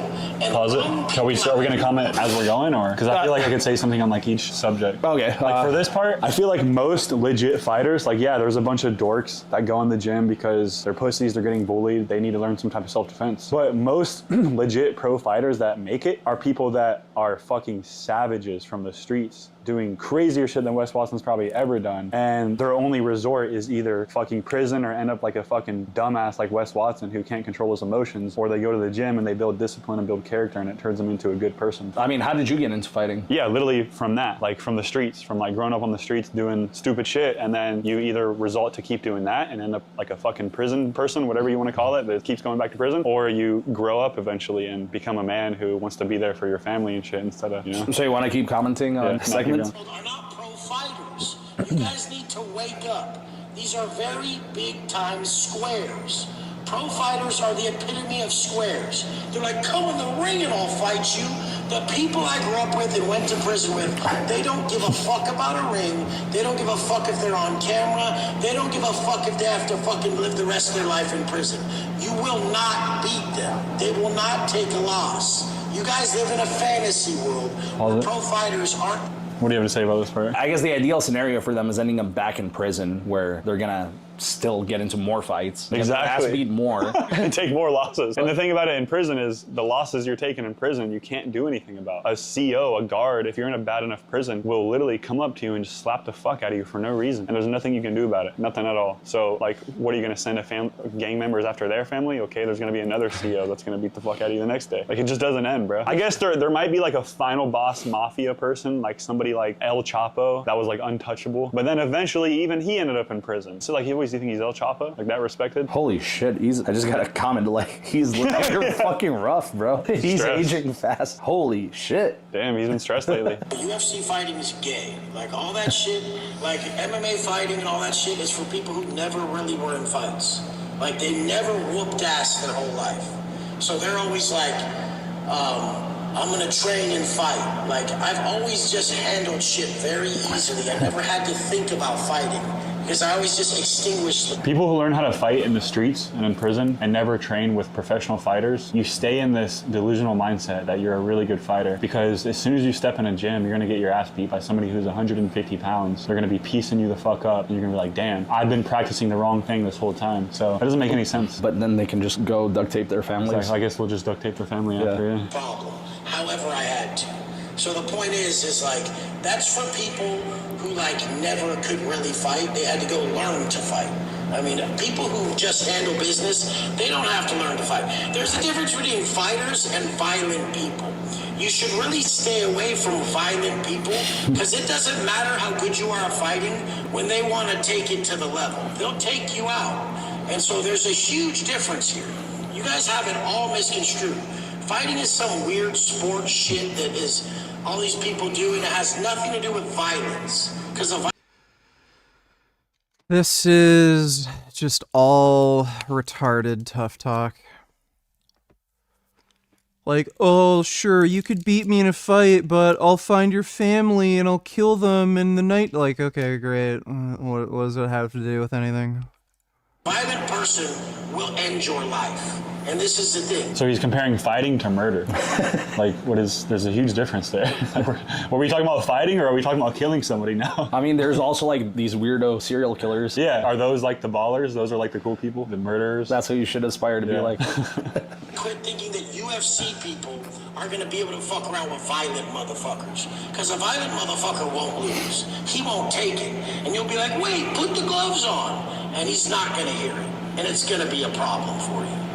Not to mention, like, Wes Watson's not like a real gang member, bro. Like, he's just some degenerate. He's not like a fucking cartel member. Like, most of these motherfuckers who are dork MMA fighters, they're strapped up too. They're gonna go to their house and try to shoot him. Guarantee they have guns and they're ready too. Like, it's not that hard to pull the trigger. Like, what are you gonna send like a whole cartel team to him or some shit? MMA fighters aren't only limited to fighting under MMA rules. Exactly. Like, it's not like they can't fight dirty either if they have to. And a lot of them did grow up fighting dirty. They learned in the streets and then they converted to MMA. So, you know, this reminds me kind of, you know, all those fucking people who are like, oh, just because you're big doesn't mean you can fight. This is just like a next level. Just because you can fight doesn't mean you can fight.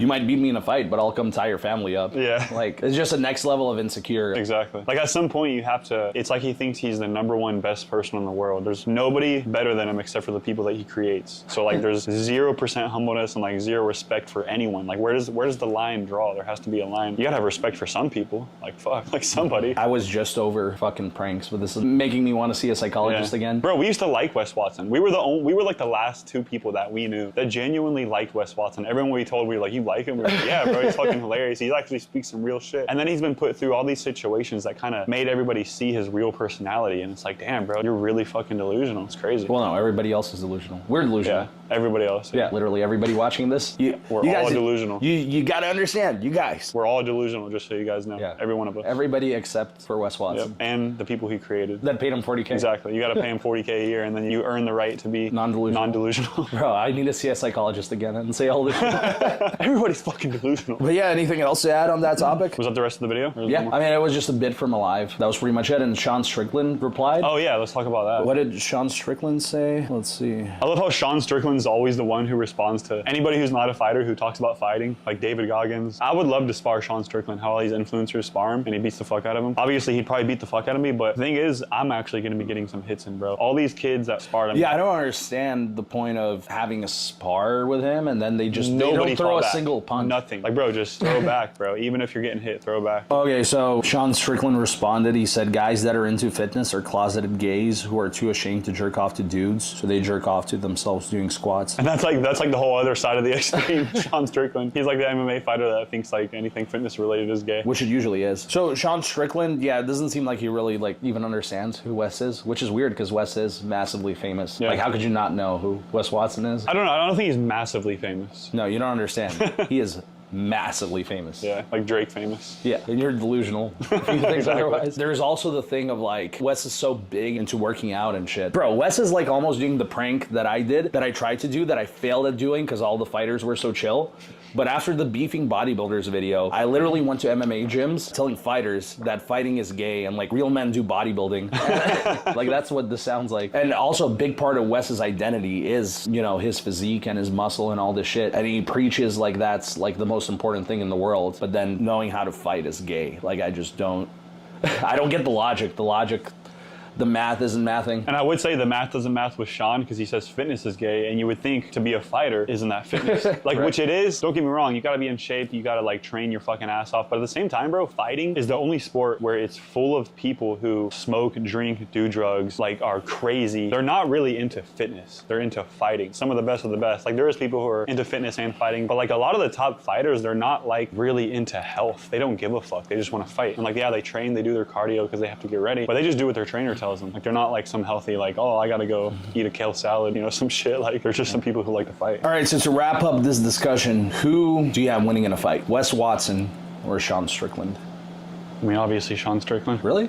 Yeah. I say Wes Watson. Why? Well, because he'll just tie up his family afterwards. Oh, and then Sean would have to forfeit. Yeah, it's like the shit that you told me about WWE. Yeah, there's this match type in WWE called an I Quit match, which if you've ever seen wrestling, you know, where the only way to lose the match is to say the words I quit. And a lot of times it ends with the bad guy, like grabbing the good guy's wife. And then they're just forced to say I quit. They're like, I quit, I quit, I quit. So what do you think now? Wes Watson? I guess so. There's no beating him. He doesn't take a loss. Exactly. How do you beat somebody who doesn't lose? Yeah. You're just delusional if you think otherwise. So we're all just delusional. Yeah. All you guys. Now thinking about it, Wes should have been an MMA fighter. For real? Go undefeated. He would just have someone in the audience, like a gang member, yeah. like ready to hold their wife. Duct tape their family. Exactly. Or blast them.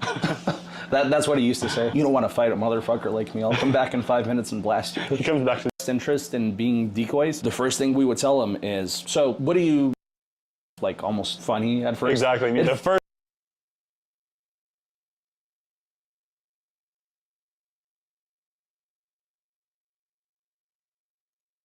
Welcome back, Defenders.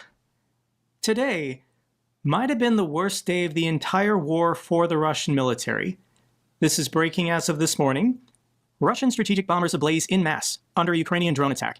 Sources report that over 40 aircraft were targeted, including A-50, Tu-95, and Tu-22 bombers, at 4 separate air bases, thousands of kilometers apart, all at the same time. This is insane. Here's the map showing the 4 air bases that were successfully struck. This is the Olenia Air Base in Murmansk, located up here in the Arctic Circle. We've got the Belya Air Base in Irkutsk. This is in Siberia. And then there's 2 airfields east of Moscow that were also struck. There is reports that there was a fifth airbase that was also targeted, but it was not successful. This is the map that was released by Ukrainian intelligence.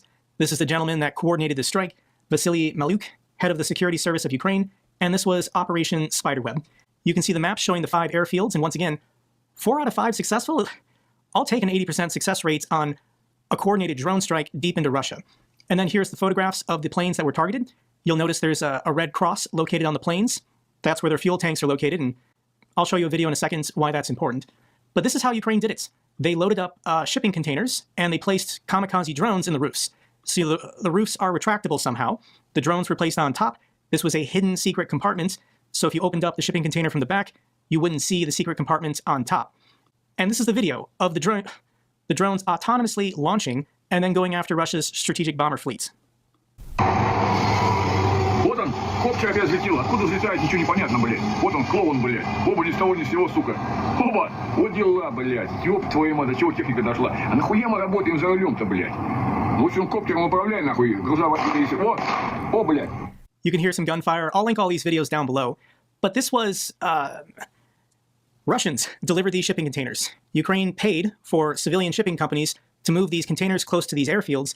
They were delivered, with the drivers not knowing what they were delivering to these airfields. And this is the result. These drones autonomously taking off. They were given some kind of pre-programming to seek out and then destroy what it could recognize as these strategic bombers. So we'll play this video and you can see what the drone is doing. It's taking in optical data and then assessing the best place to detonate on this plane. And the best place to detonate on a plane is above the fuel tank. Fuel burns and the wing is likely to fall off. And we're going to show some more videos in a second. These are all complete losses. These planes, you'll see in a second, but that is the drone slowly inching towards the fuel tank and then making contact. Obviously, we lose the video feed. But here's the next drone taking off. And I'm struggling to understand, how did Ukraine get this footage? Like, I mean, obviously, this is above my technical expertise, but these drones were recording and then transmitting back to Ukraine, so Ukrainian intelligence has the information. Now, I have to put in a disclaimer that Russia said there were no injuries or casualties, so nobody died in these videos that I'm showing you, but this is a lot of destruction. You'll notice in the last video there were tires placed on the wings of the plane as protection, but no, I don't think this... I don't think the preventative measures that the Russians were taking to protect their strategic bombers parked out in the open were sufficient enough. And Ukraine did a lot of damage in a single day. This is unbelievable. And Russia can't deny what happened. This happened in broad daylight Sunday morning, and Russians are taking videos and posting on social media. This is a Russian soldier located at the Olenya Air Base, and he's going to pan around and then show all the aircraft that he is in charge of protecting currently on fire. You'll notice he's sitting at his anti-aircraft gun. And Russia just wasn't prepared for this. They had no idea this was even possible. Once again, this is the Olenya airfield. This is civilians in the town adjacent to the airbase. This is a man filming from inside his apartment building.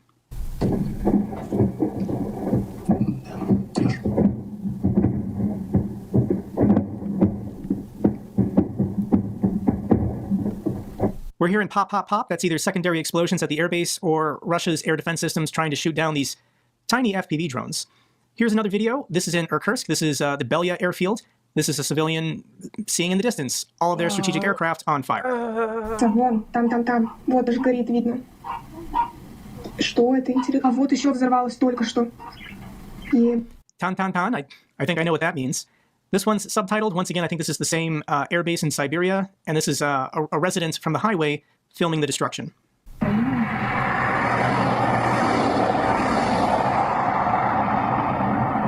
Постройки, ну, бери все.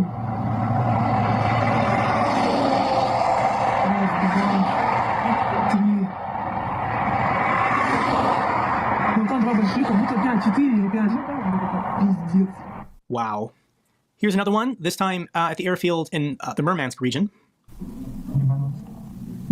Ой, блядь. Самолеты еще стоят.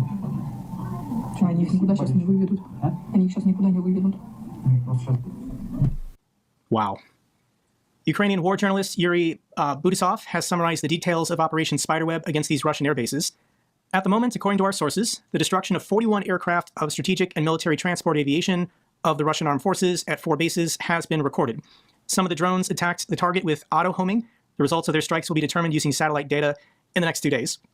A group of Ukrainian agents transported 150 small attack drones and 300 ammunition to the territory of Russia. Only 116 drones took off. There is speculation a 5th base was targeted, but For technical or logistics reasons, those drones didn't go off. The drones were controlled via Russian telecommunication networks using auto-homing. Drones attacked from a short distance during the daytime in the deep rear of the enemy. The air base is covered by significant air defense forces. These air bases were covered. They thought they were protected. They had electronic warfare systems, but there is speculation these FPV drones were using fiber optic cables, so there is no electronic warfare counter. The Russians expected night strikes by heavy, large strike drones, which are clearly visible in the air. They did not expect an attack by small quadcopters during the daytime. I'm speculating that another reason why they did it during the daytime was for the auto-homing, to be able to clearly see the planes. The drones had to do this during the daytime. The attack on the Tu-95 strategic missile carrier base at the Olena base was especially successful. The drones accurately hit the refueling tanks, and a significant number of aircraft burned to the ground. An operation of such a scale and with such a colossal economic and military effect at such a high technological level has no analogies in the history of warfare. When has any military lost so much important military assets in a single day? I'll give you the value in a second, but Ukrainian agents did successfully return to Ukraine. Ukraine did not suffer any losses during this operation. What are the consequences? Military equipment worth billions of dollars was destroyed. Strategic aircraft, which Russia does not produce anymore, was destroyed. All of these planes were built by the Soviets 40, 50, 60 years ago. Modern Russia, rather than building new long-range attack bombers, they prioritized upgrades and modernizations, not building new planes. Russia today is incapable of replacing these aircraft. The enemy's strike capabilities are weakened since these aircraft were an important component of constant terrorist attacks against Ukrainian cities. These were the planes, these were the bombers, bombing Ukrainian civilian cities every single night, and Ukraine got them. The enemy will have to spend now a lot of money to strengthen the defenses of these air bases and try and prevent this from happening again. So this attack reportedly inflicted more than $2.2 billion in losses on Russia's strategic aviation. These are the preliminary estimates, but once we have the satellite images, we'll know the full details. What is Russia's response? And the Russian Ministry of Defense posted this morning. Today, the Kyiv regime committed a terrorist attack using FPV drones against airfields in these 5 regions. At these military airfields, all terrorist attacks were repelled. In the Murmansk and Kursk regions, as a result of the launch of FPV drones from the territories located near the airfields, several units caught fire. The fires have been extinguished. There are no casualties among military personnel or civilian personnel. Some of the participants in the terrorist attack have been detained. Preparing this video, this was supposed to be the top story. Kremlin says it hopes to discuss ceasefire conditions with Ukraine tomorrow. The next round of direct peace talks between Ukraine and Russia in Istanbul starts tomorrow. What do you think they're going to talk about? And Russia is going to make noise. Russia is going to claim they're the victim. But last night, the Russians launched 150 Shahed drones against civilian cities. The Russians every night commit acts of terrorism against civilians. But let me share with you one of the Russian military's great victories in the last week. Russian army attacks the trolley bus depot in Kharkiv and the Nova Pochta terminal in Odessa with their attack drones. Russian Shahed drones against ordinary trolley buses. This was a strike on Kharkiv. At least 8 Shahed drones destroyed a trolley bus depot and also damaged a nearby residential apartment building, a typical Russian strike on ordinary civilian life. Let's be fair, guys. I showed you Ukraine's military victory, what they're doing with their air attacks, and let me share with you what the Russians accomplished last night.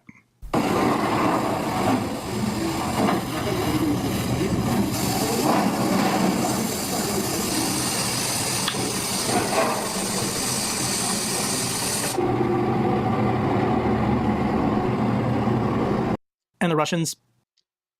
Dude, Russia is just pure fucking evil.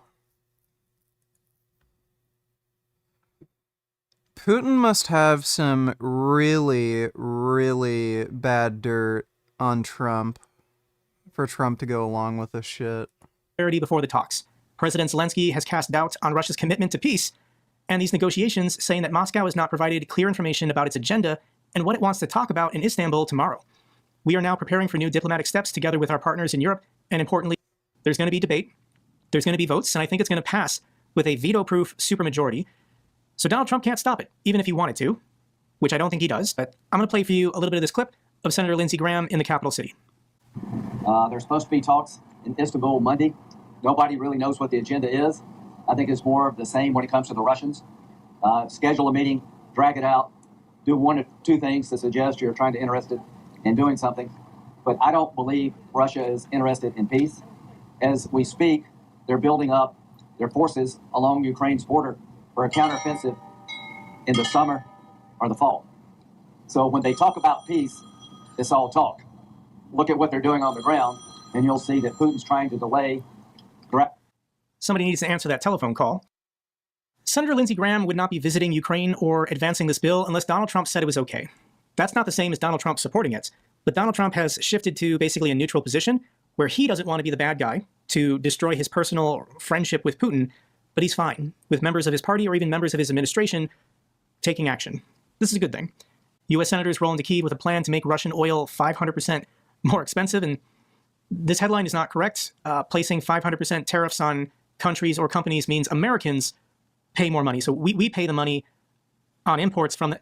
It's stupid. Tariffs are stupid. This is a bad idea. But also included in this bill is sanctions, sanctioning shadow fleet tankers, as well as, once again, the reason why America's participation is so critical is because the U.S. dollar is the global reserve currency.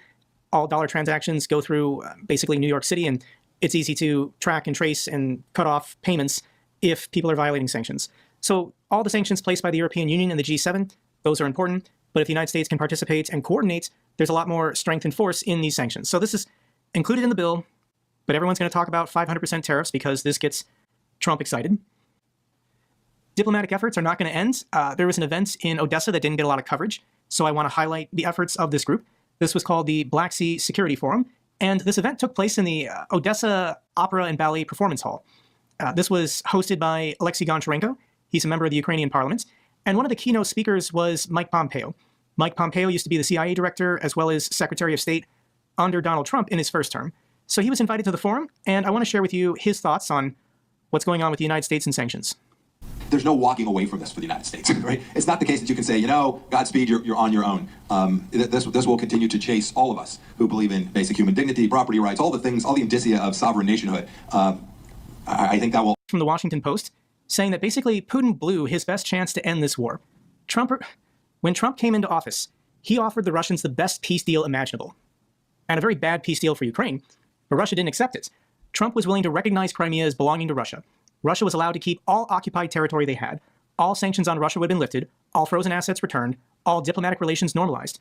All the Russians had to do was stop killing people and stop trying to go for more. And Putin told Trump, no. We're not going to stop killing people. We're not going to stop taking more territory. We want the entirety of our old empire back, including that emperor's box in Odessa. Putin still thinks that he can bomb Ukraine into surrendering, but Ukraine's morale remains intact, their energy systems still function, cities are recovering, and the resistance is never going to stop. Russia can't make progress on the battlefield, and they know it. So at the moment, they're trying to increase production of these Iranian Shahed drones. Russia wants to be making 500 a day so that they can bomb somewhere in Ukraine 500 different apartment buildings, hospitals, schools, trolley depots. Russia doesn't know what else to do. The problem is that strategic bombing campaigns of your enemy's country, of their civilian cities, never works. I'll link this video down to this Perun video. Russia's attacks on Ukrainian infrastructure. Does strategic bombing ever work? I remember this video because it was kind of like a light bulb moment. And it never works. Every example of one nation strategically bombing civilian cities never leads to the surrender of those civilians. They're facing on the battlefield now.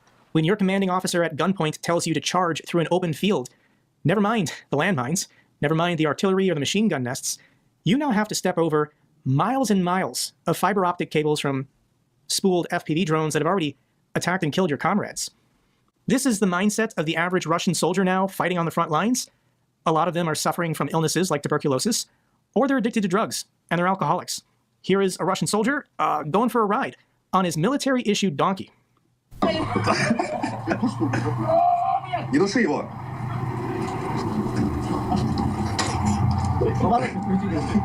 Да встань рядом с ним, иди, что ты не сел-то? I feel sorry for the donkeys, but... That is just unfucking real, dude.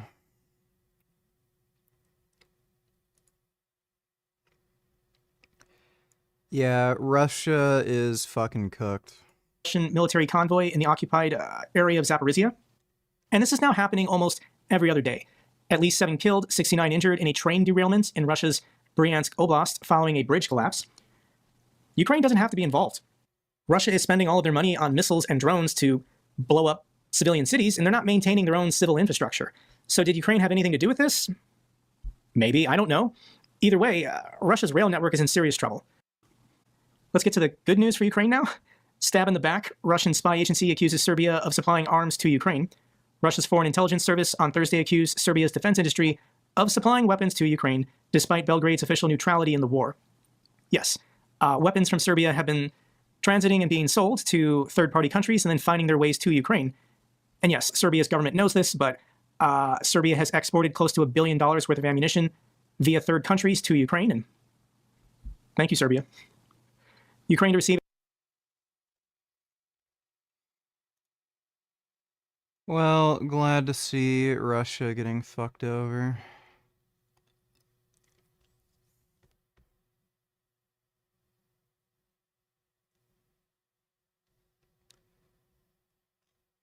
Man.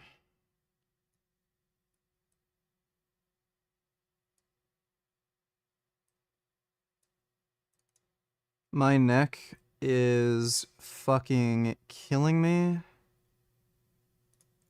So I'm gonna try to keep my mind off it and just play some games and chill. But holy fuck, it is bad. Ugh.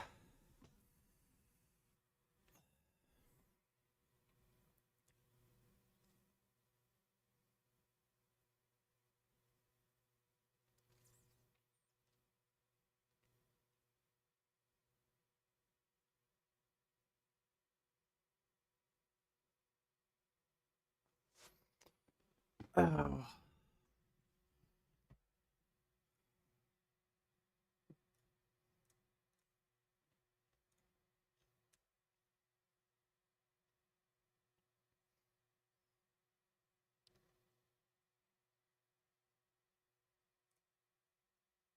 See if there's any new mods.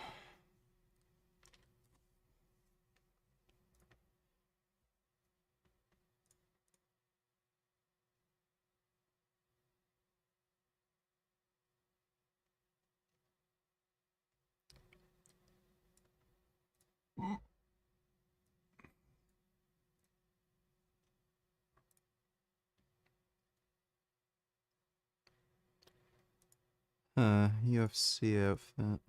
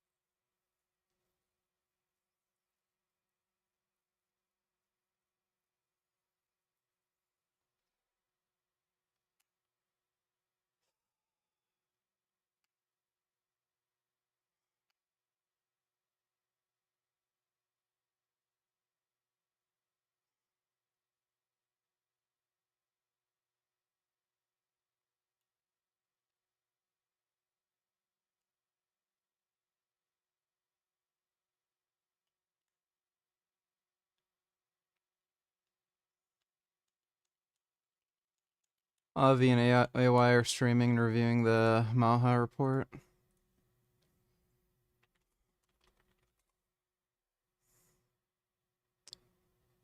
Where are they streaming it? Is it on Dr. Avi's channel?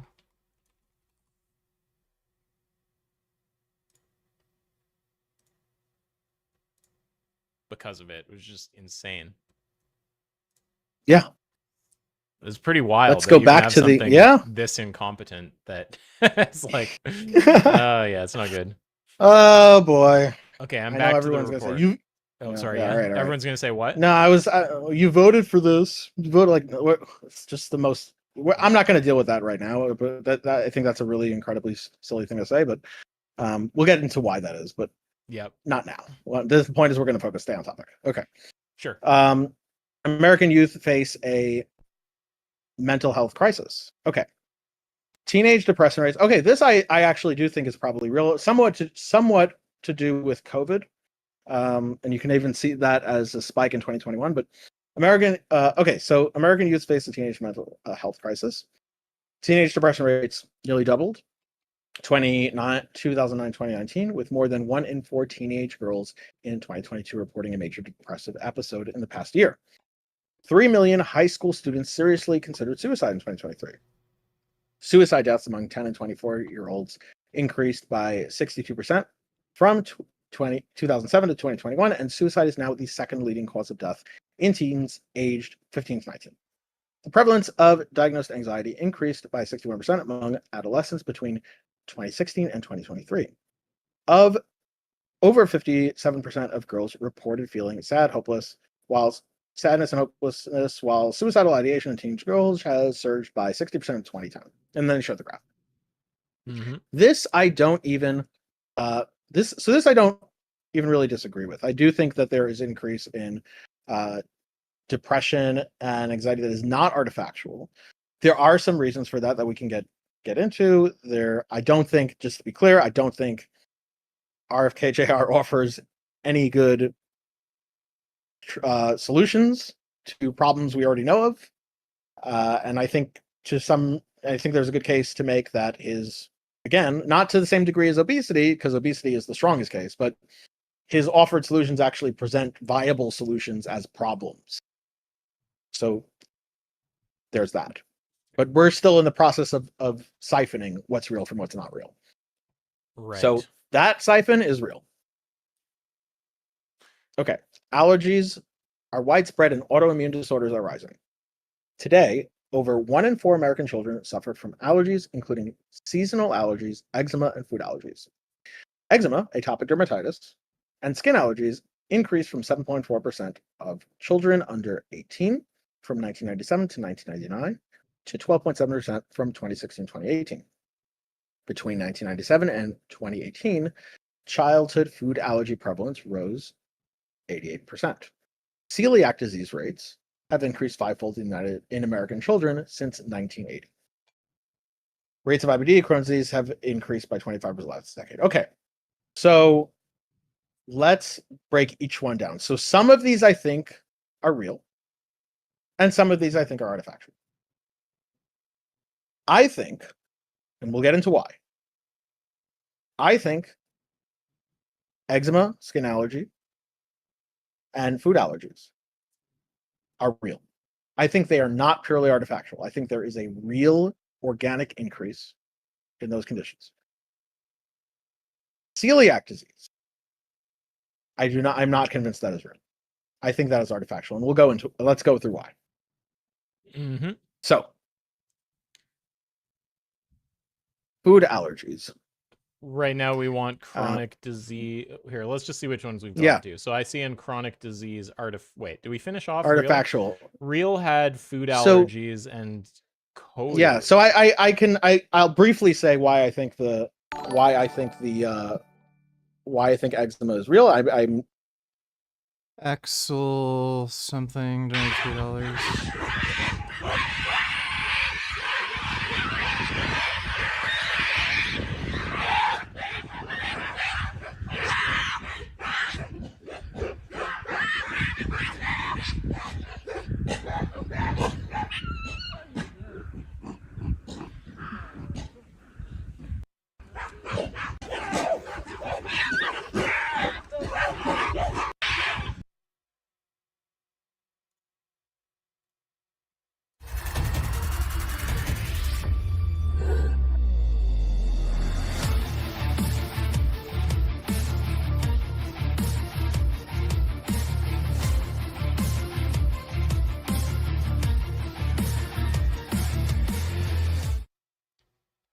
Those are pretty big baboons.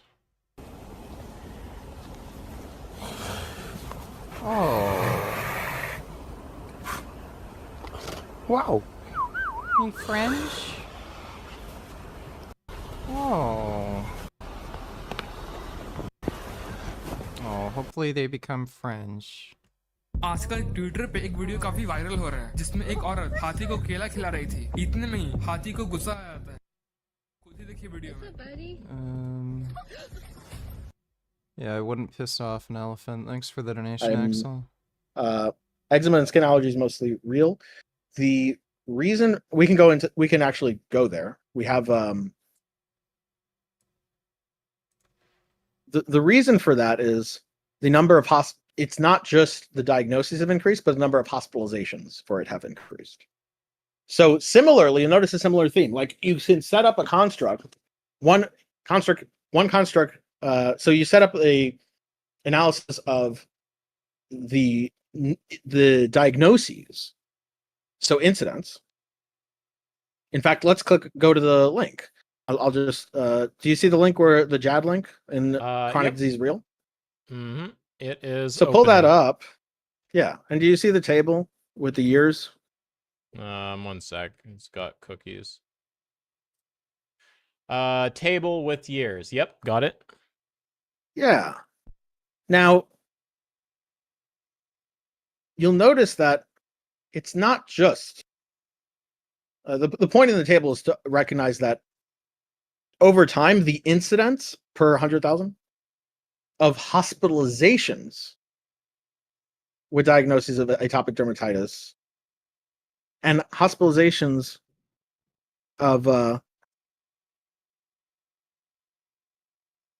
so a diagnosis with atopic dermatitis as a disease have increased over time. So to some degree, that provides some evidence that this may very well be real. Do you understand why that provides some evidence, or why it provides evidence? Let me just make sure I understand. So which are you suggesting there's a specific row to? Yeah. So incidence per 100%. Sorry, incidence per 100,000 incidents. Incidents per, right under. Yeah, it's the second one. It's the second row. 100,000. So I see those going up. Yeah.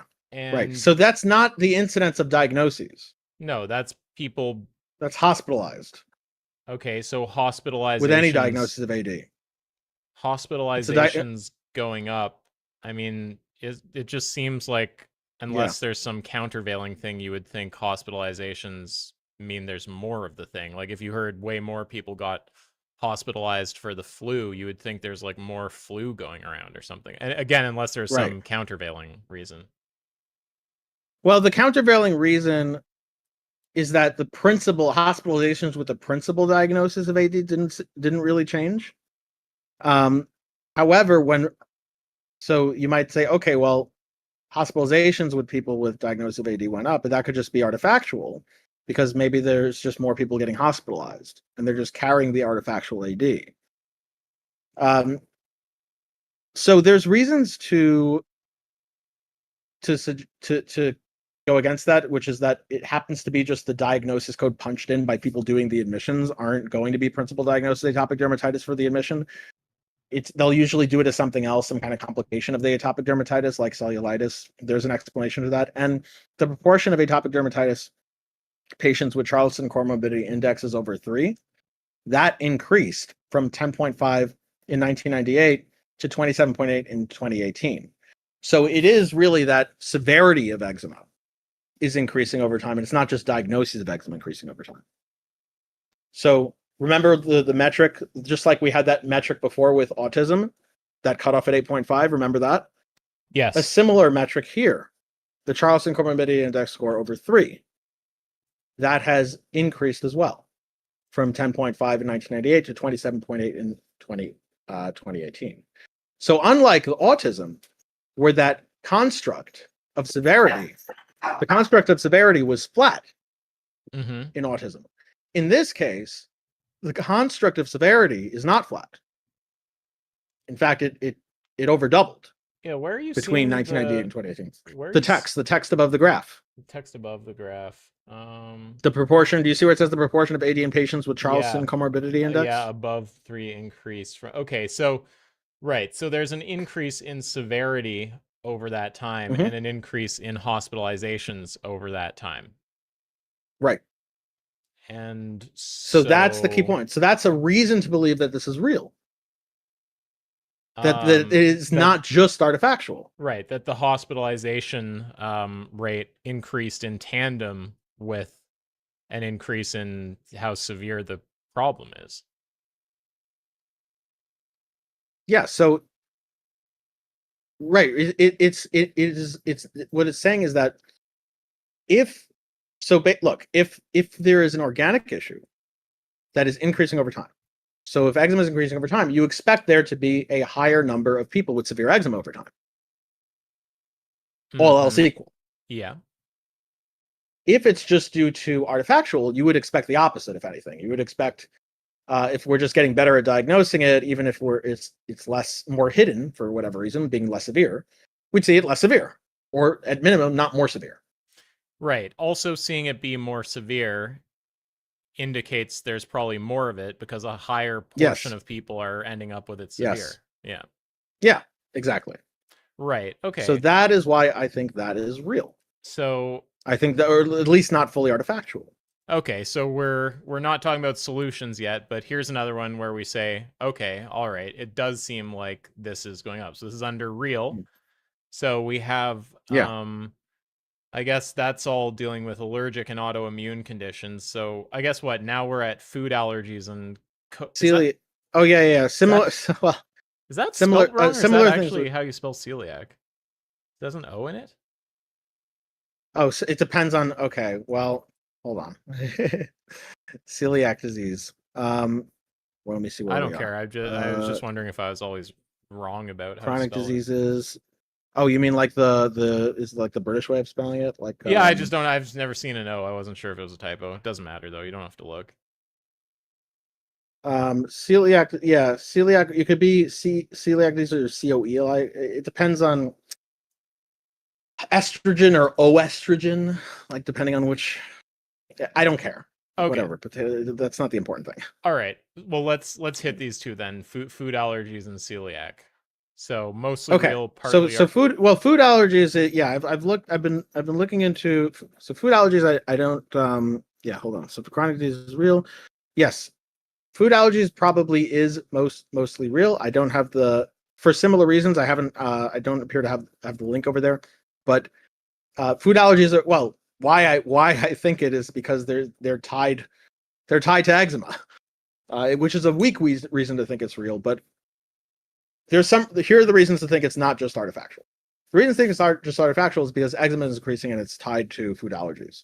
The reason to think it's partially artifactual is that we've gotten better at doing testing for it. We've gotten better at patch testing, namely patch testing and prick testing, and we even have blood tests for it now.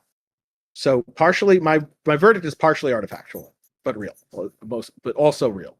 Okay, and then I noticed we have celiac. In both.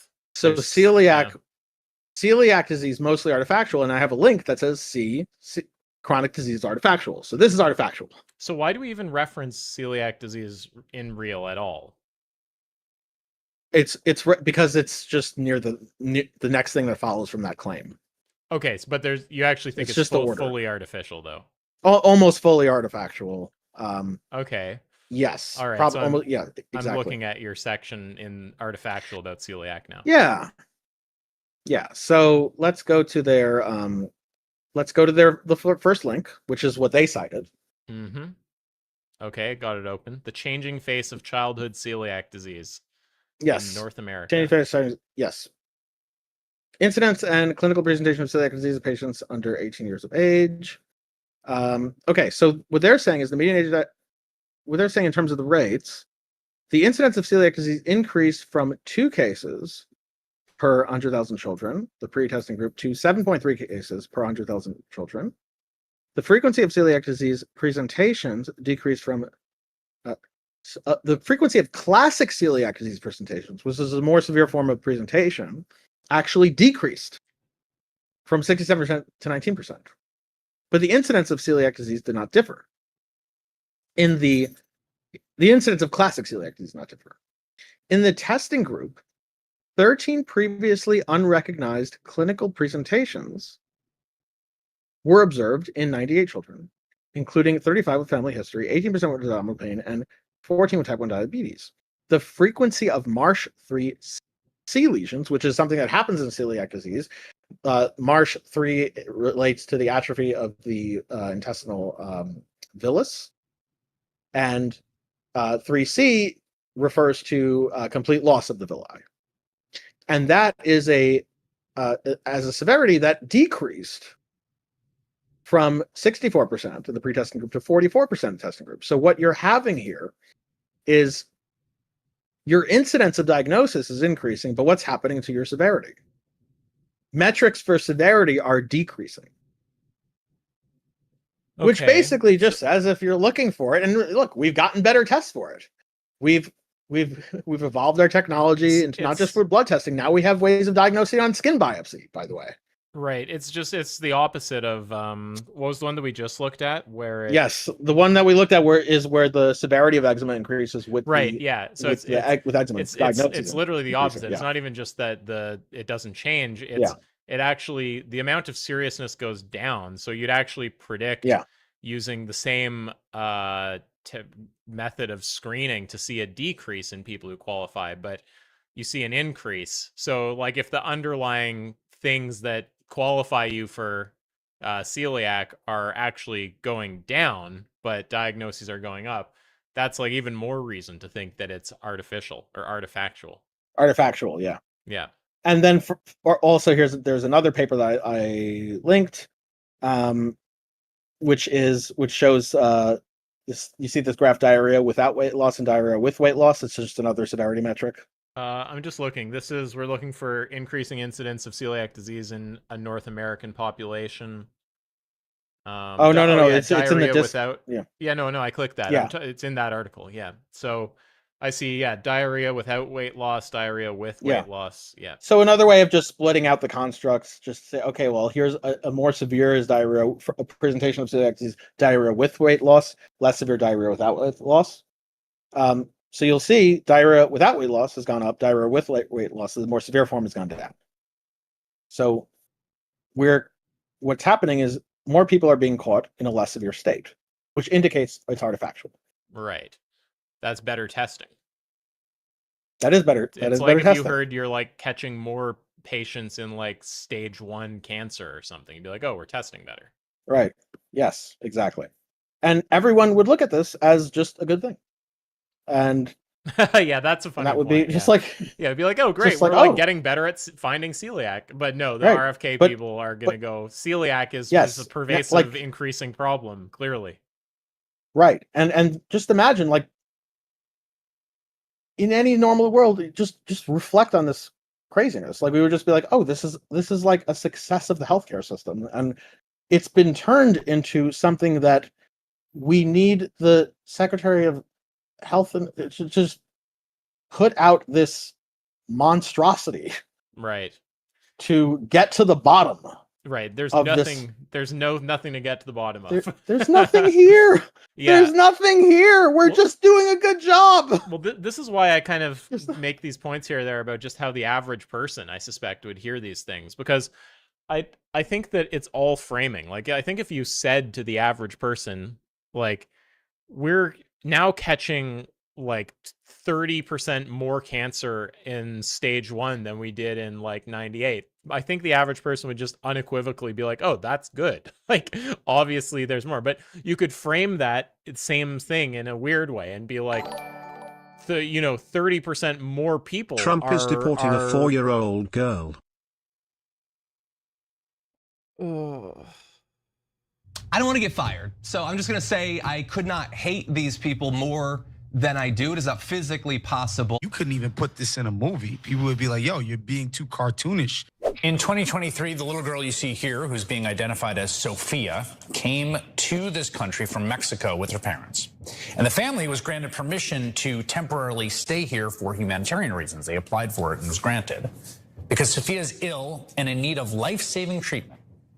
Now, all that is in jeopardy. Yes, your daily reminder of how utterly cruel and intentionally cruel our immigration policy is. That little girl identified as Sophia is... Well, she looks like she's probably a member of MS-13. Thanks for the donation, Dodo. Have cancer now are being, I don't fucking know, but you could phrase it to make it sound like there's more people with cancer rather than that we're doing a better job at finding cancer. And it actually, it's like you don't have to change the language a lot to do it, and you create a polar opposite message using basically the same data. So it's like super dangerously misleading. This is the kind of thing that you can't trust people to tease apart, like, at all. So it's good to make the video. Exactly. And yeah. So now let's go back to the report. We'll go on. We'll go to the report. What's driving the increase in childhood chronic disease? So he's presented the chronic disease. Okay. So he's presented the chronic diseases. A whole bunch of them are not even real increases. They're not crises at all.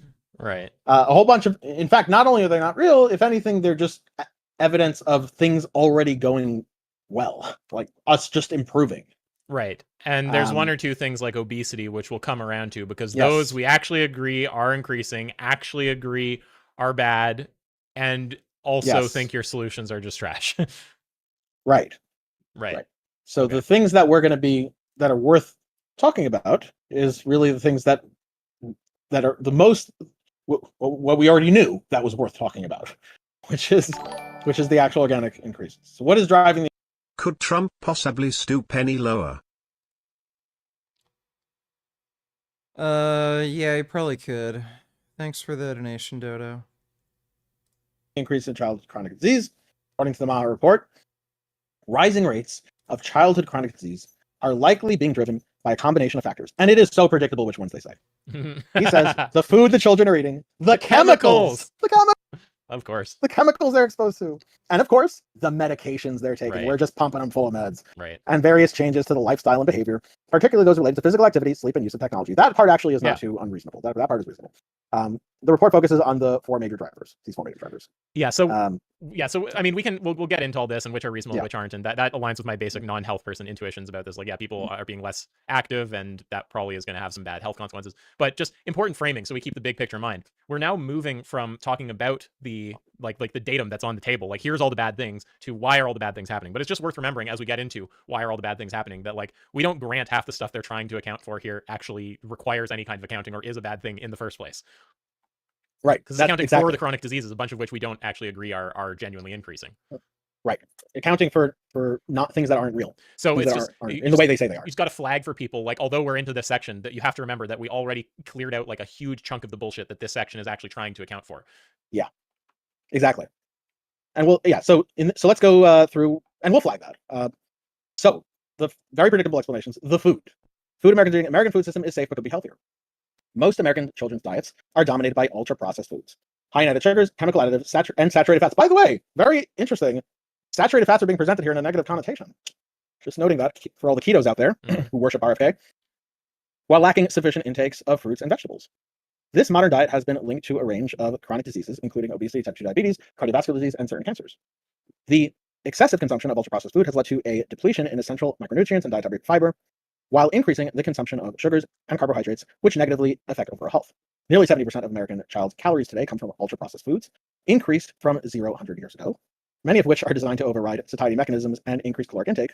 This is the most important thing about ultra-processed food that he's actually said, and then ignores it. Yeah, designed to is also kind of weird conspiracy language. Like, companies are intentionally designed. Yeah, but he's right. Yes, and he's right about that conspiracy. This is the one conspiracy he's right about. Well, maybe not the one, but he's right. Well, I'm going to say a few words on this. Ultra-processed foods make up 50% of the diets of pregnant and postmortem mothers. Okay. Let me just say my position for ultra-processed foods.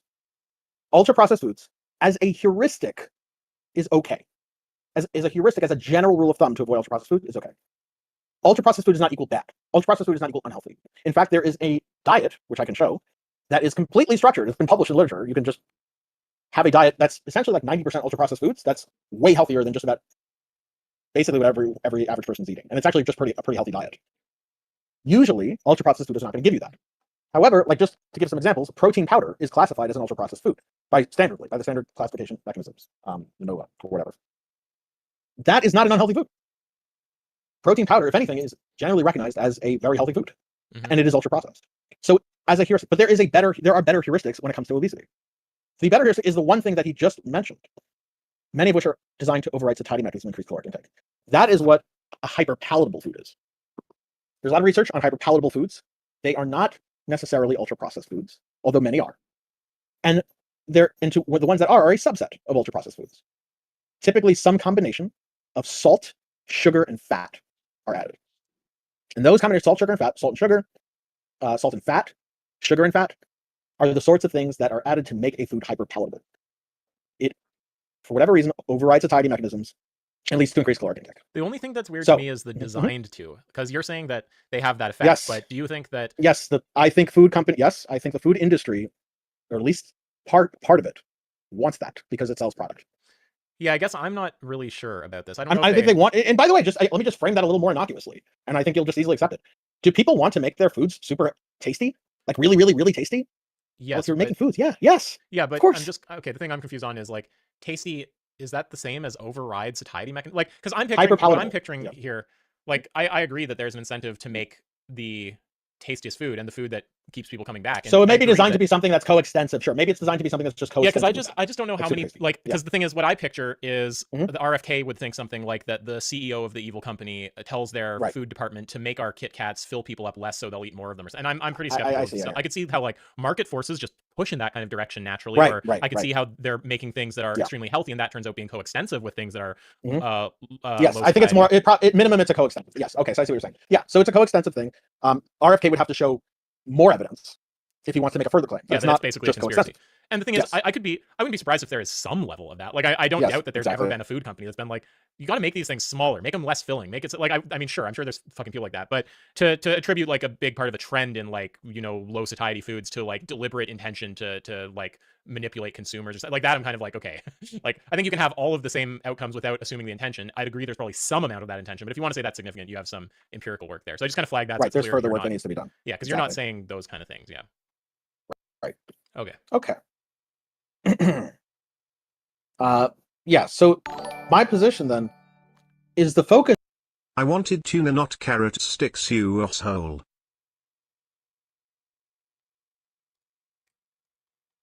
You're getting carrot sticks. Thanks for the donation, Vegan Gains Cat. Should be not necessarily on ultra processed foods.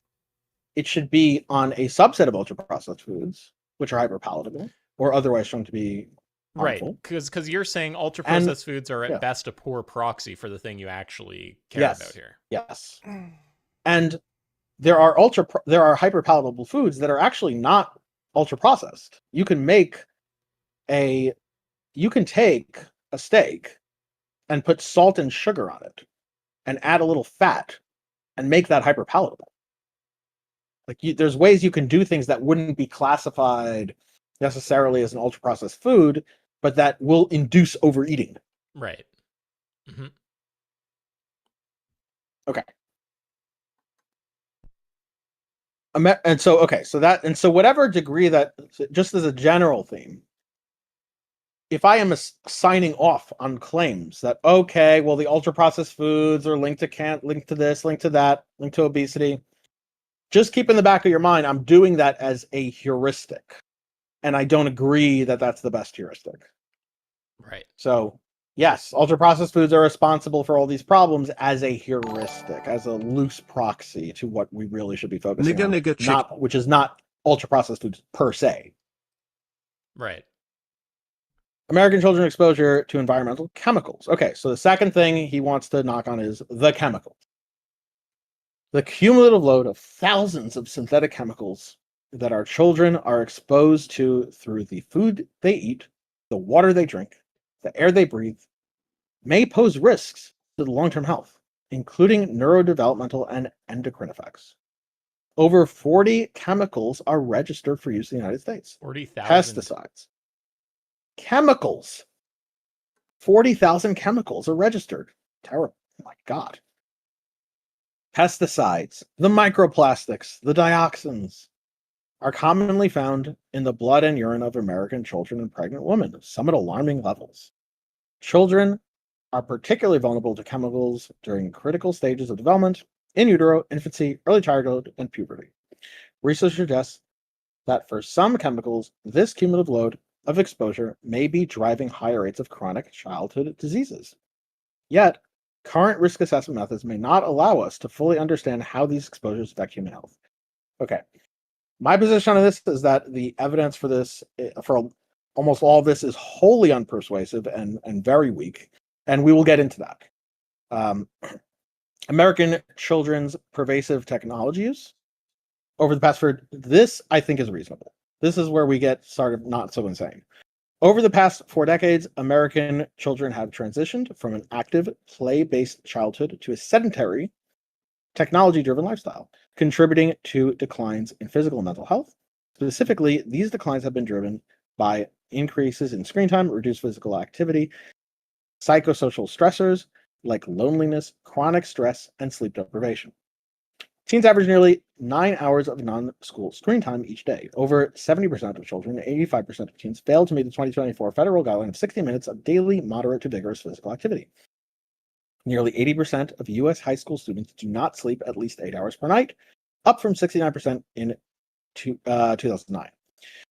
Persistent sadness and hopelessness among U.S. high school students surged between 2011 to 2021 from 28% to 42%. Female students and suicidal ideation, with female students' suicidal ideation rising from 58% from 19% to 30%. In 2024, 73% of 12 and 24-year-olds reported loneliness, with 5% of young men having no close friendship. By the way, you'll notice that this is a minor point, but this is very loose. Like this whole thing is supposed to just be about children, and he'll just bring on, okay, and you'll just get these points about adults. Like, yeah. Not to say it's not completely relevant. You can make some sort of inference. Well, if this is happening with, relatively young adults, maybe it's also happening with children, but it's like very sloppy. Like that inference isn't built. Like he's just shifting around. Right. From adult to child to adult to child. No, I got you. Yeah, I mean, if it's about children, it should be about children. It shouldn't be like hopping to random other groups. Also, unless you have a good Dodo Donator's Gummy looks like he has the softest fur. He does. He's very soft. What happened to Dr. Avi's face? Is that from steroids also? His face does look thicker. I don't know if it's from steroids or just gaining weight. Bro, can you imagine talking to a cute Asian girl and then she drops that her dad is Xi Jinping? Jesus, didn't know that. Fucking weird. Yeah, you should probably deport her.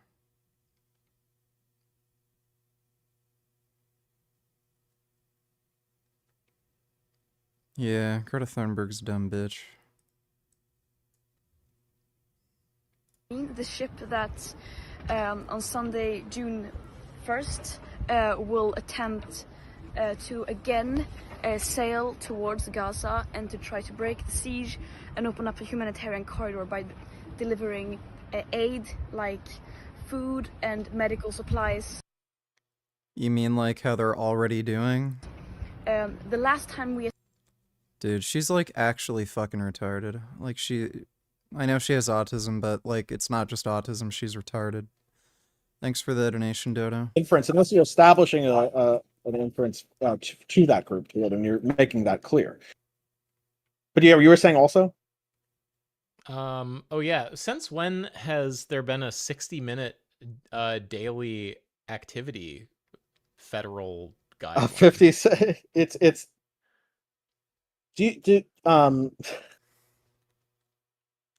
There's all sorts of guidelines. There's there's dietary guidelines. It's not like a law or anything. No, of course. Oh, you're asking like what's the I just thought that number, like so when was that?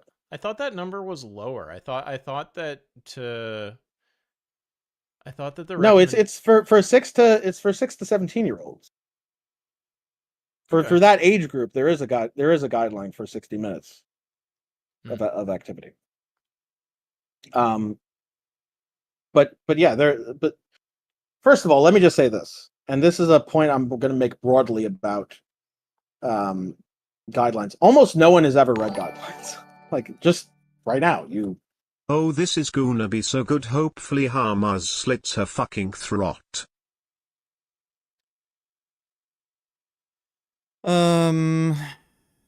They probably won't. Israel's probably gonna give security. Thanks for the donation though, Dodo. 50 mil lens.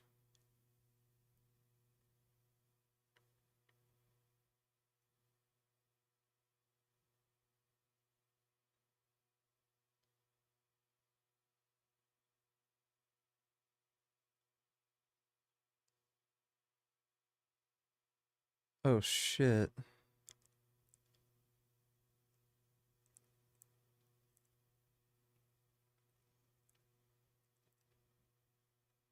I don't know if I should get this.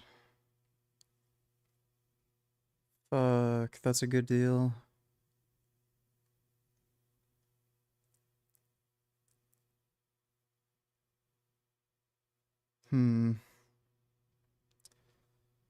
Thanks for the donation, Dodo. Dodo, donators, can you make yourself bigger on the screen? You're too small.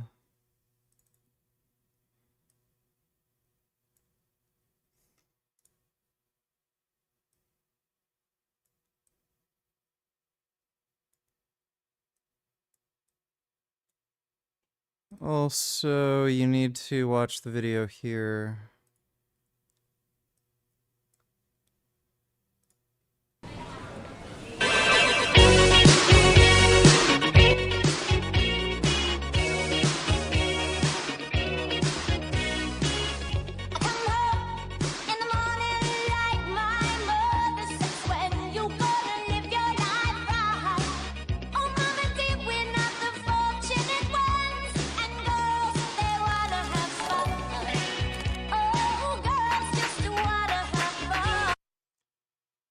Yeah, Greta Thunberg's a dumb bitch. Also, Xi Jinping's daughter should not be deported because he won't nuke the US if his daughter's there.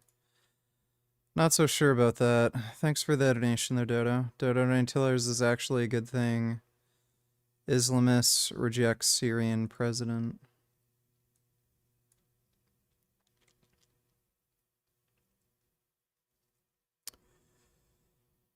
Yep. Well, that's why no Palestinian politicians will ever make any peace deal with Israel, because the entire Muslim world will consider them traitors. U.S. Senator, Nazi salute. Yeah, think she's still vegan. Who the fuck knows? She's just a fucking retarded dumbass, dude. Thanks for the donation, Dodo. This is something you haven't read. I know you're Canadian, but most Americans probably don't know this either. Like, they don't know what the dietary guidelines say. They don't, even though the dietary guidelines will be demonized for causing all the problems that RFK will do that. But even though no one has read them, and even though no one knows about them, and even though no one follows them, which also is in this report. So yeah, none of that really like makes sense as a causal entity, as far as like its direct relationship to consumer habits or even knowledge. So yeah, so where were we? Okay, so yeah, so these points are I largely grant. The points about mental health I largely grant, although as we will see in terms of the solutions, I don't grant his solutions, and I think they're harmful. Where is that weird-looking creature that used to walk around in this room, looking like a Harry Potter stunt double?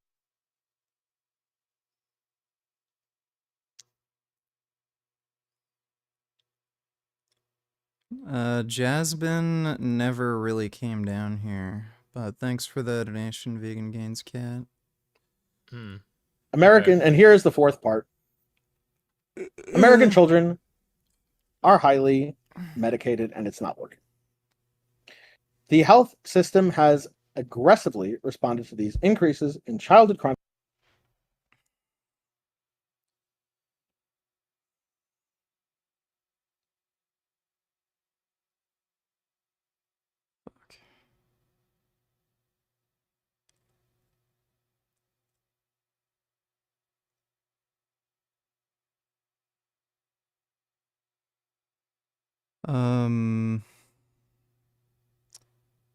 What 50 mil lens is that?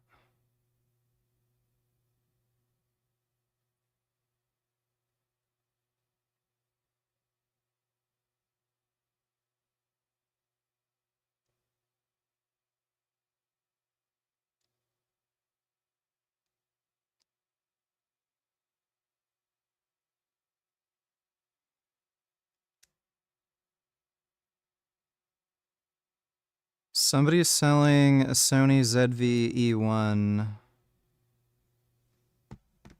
for $2,600 with a lens and shit. I could probably talk him down to like maybe $2,400 at least. If I get it without the lens.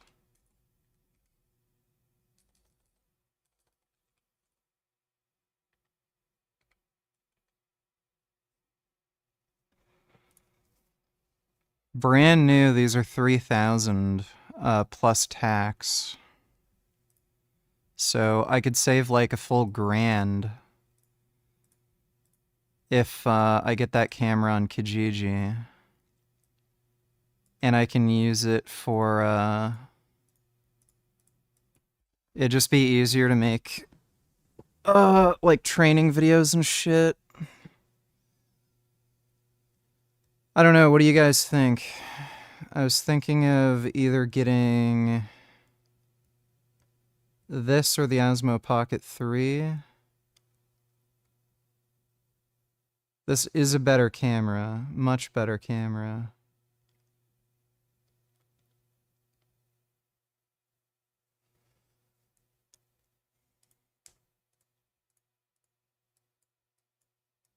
And for live streams, for like workout live streams, this would be a great camera too.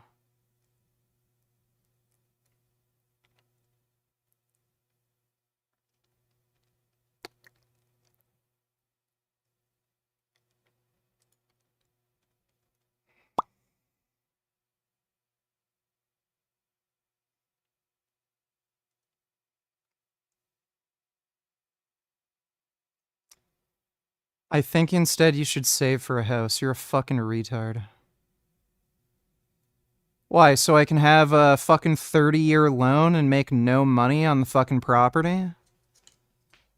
And then have to pay fucking property taxes and maintenance costs on top of that and just lose money? You're an idiot. Thanks for the financial advice, dumbass.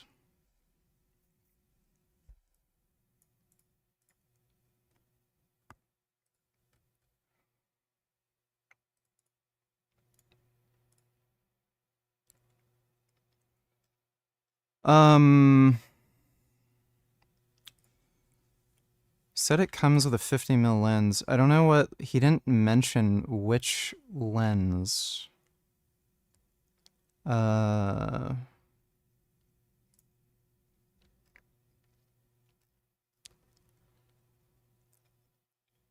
look like a Sony.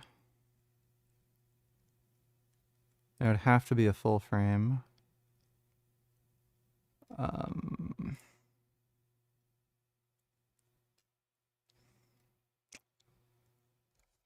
I don't... It couldn't possibly be one of these G lenses. I don't know what the fuck it is. It's a 50mm prime.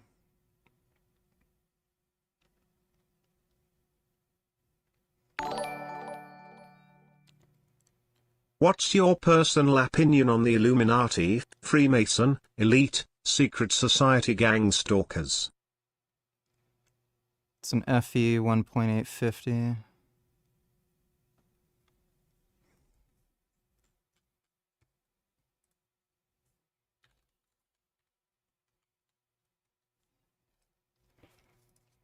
Okay, it's 220. I can probably talk him down to 2,400. I'll message him. Well, Mango, I think you might just be fucking insane.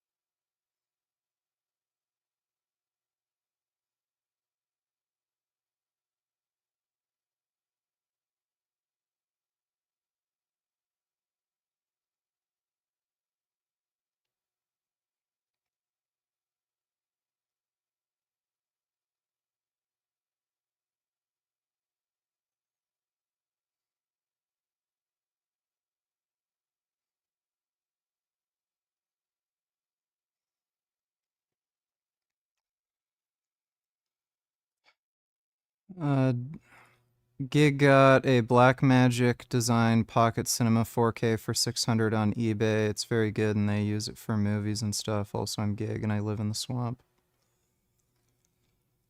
Well, unfortunately, that camera does not have particularly good autofocus, or no autofocus at all, I don't think. And it's also not a full frame. It's like Super 35 or APS-C or something. Dodo, donate $2, how the fuck?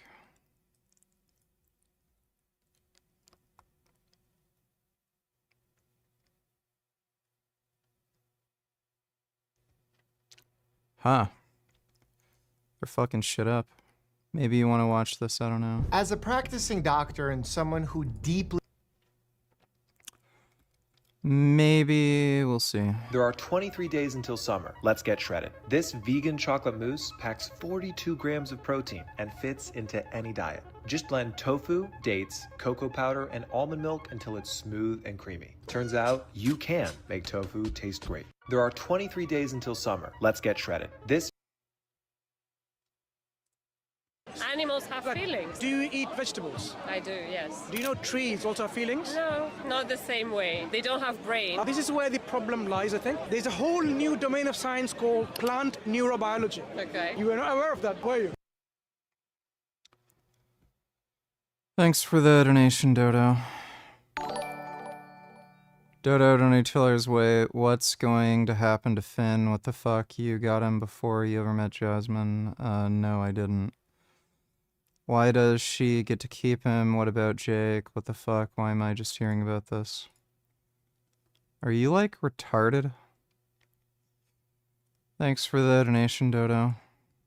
Chronic disease, with increasing the rates of pharmaceutical drugs and pharmaceutical drug prescriptions, which may cause further harm to the health of American children when used inappropriately. Stimulant prescriptions for ADHD in the U.S. increased from 250% from 2006 to 2016, despite evidence that they did not improve outcomes long term. Okay. This is the first, well, not the first, but this is a egregious misrepresentation of a very important study on treatment for ADHD. So let's go through that. So let's just make sure what the claim is here. Let's be very clear about it. He is claiming that stimulant prescriptions for ADHD in the US increased, that's true, they did, despite evidence that they did not improve outcomes in the long term. That part right there. Right. They did not improve outcomes in the long term. Citation 64, and so let's go through that. Driving. Do you like my excellent precision? Yeah, that was great. Thanks for the donation, Dodo. That's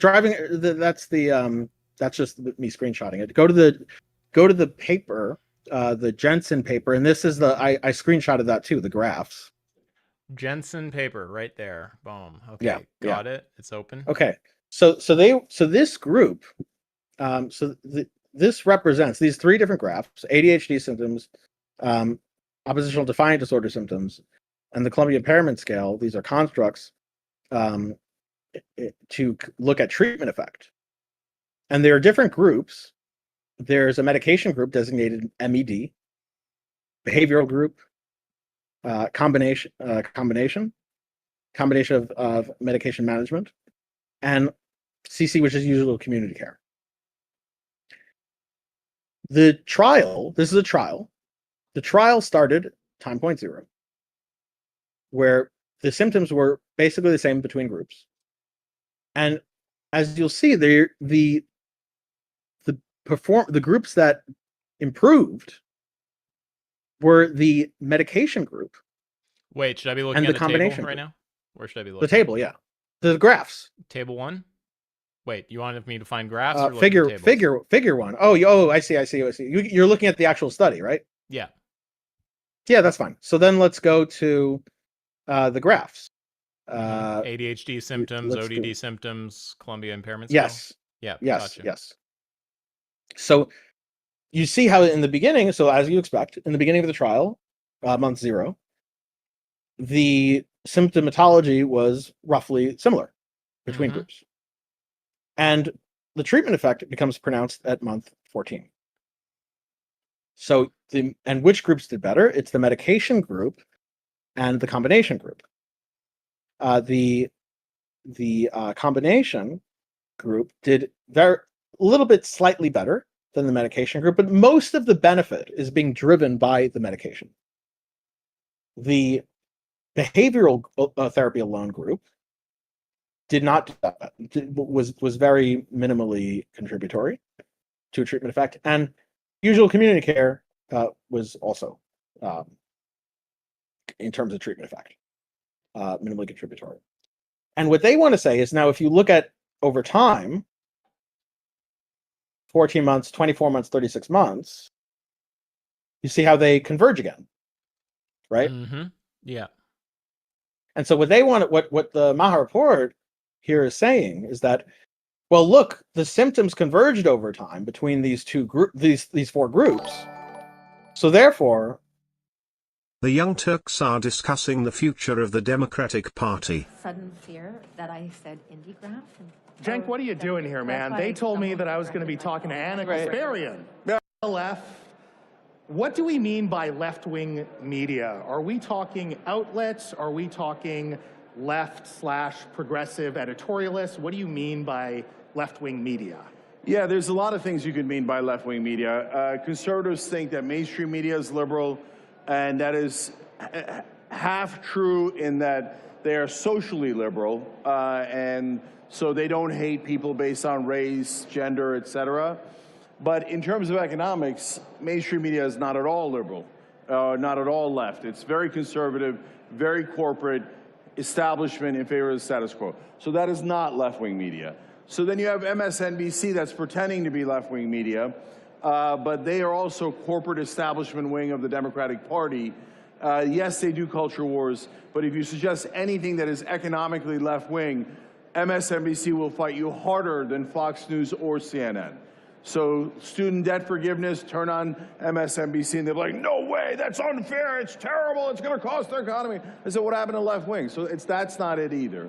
So then when you get into the online space, now we have three different branches of left-wing media. One is the culture warriors, the other is economic populists, that's where the Young Turks are, and then there's the people. You don't know about plant neurobiology? Dower Wise would unironically wipe the floor with you in a debate. He won that debate. He is Dower Wiser.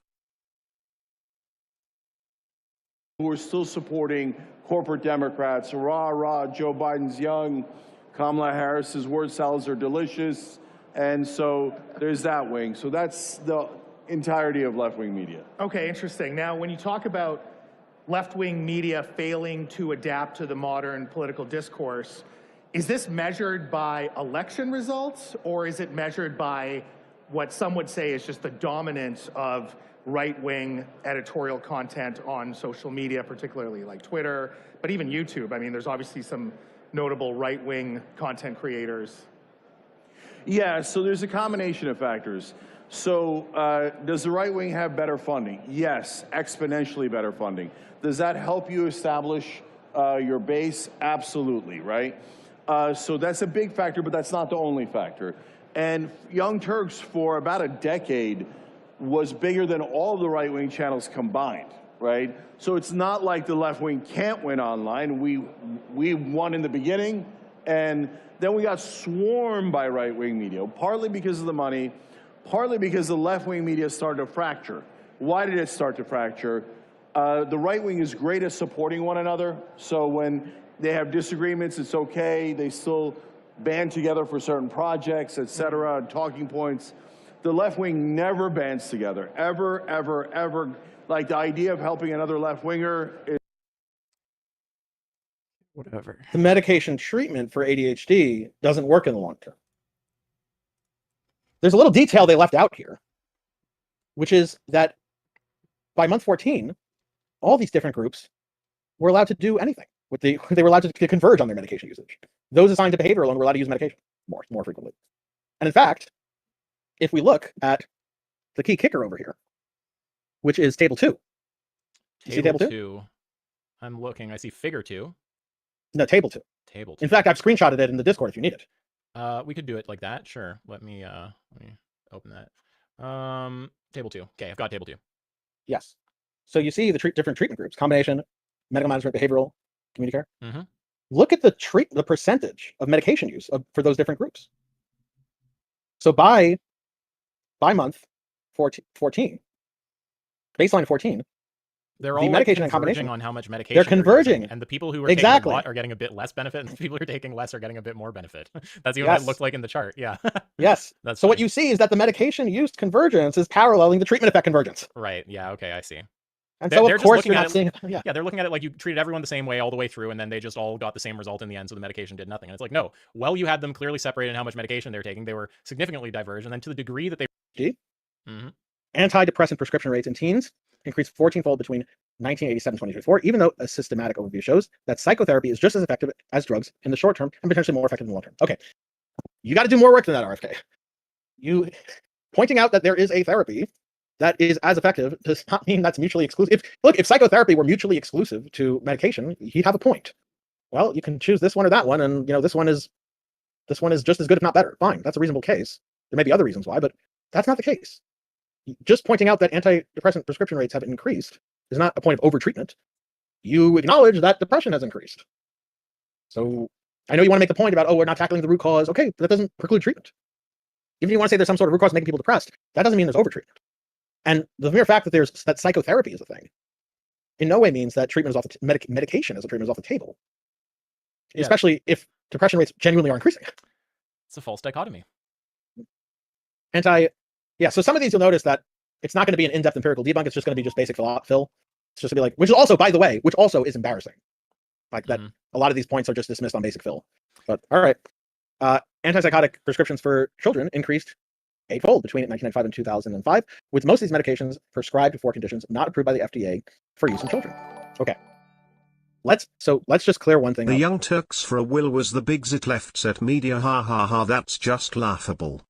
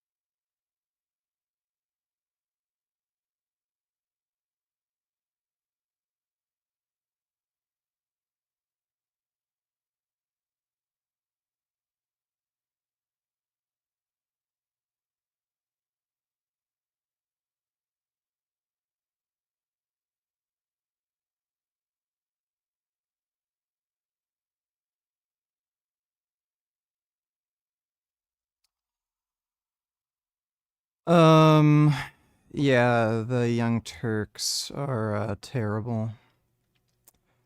Thanks for the donation, though, Dodo.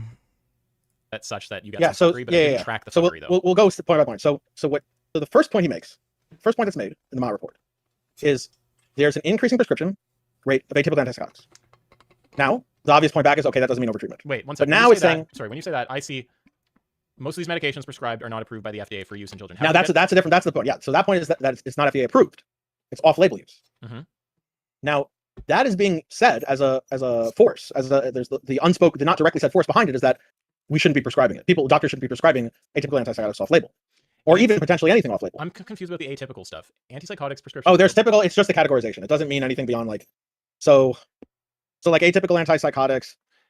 It's okay if that's not the important point. Like I guess most of the medications prescribed are not like FDA. SSRIs are not atypical antipsychotics. Like you're thinking about things like risperidone, olanzapine, quetiapine, ziprasidone, aripiprazole. Well, one second. Like those are with most of these medications prescribed for children, not approved by the FDA for use in children. Mm-hmm. So the complaint is like we're giving kids lots of stuff that's not actually approved by our health check for being given to kids. So what are you saying? Are you saying the thing that qualifies it as atypical in the first place is not being? No. We're not there yet. We're not there yet. Atypical is just a different classification of types of antipsychotics. So we're not. It's something like other than. Think about it like other than. It's not just other than SSRIs, but like it's. No, sorry, not like it's not Haldol. Sorry, they're antipsychotics, not antidepressants. So it's just a classification within different types of antipsychotics. Mm-hmm. It's not the important point here. Mm-hmm. That is a real classification. He's not saying that to draw any like connotation to that. So, like there's a real classification of atypical antipsychotics. Abilify. No, I'm not trying to focus on that. I'm just saying that like you asked if I understood your point. I was saying the part I don't understand is the philosophy point. I see that. All right, sure. Let me get there. I'll get there. Okay, yeah, sure. So first he says that okay, well the implication here is that not that they're atypical. That's just a real classification. You can replace it with any medication, but that they're not FDA approved.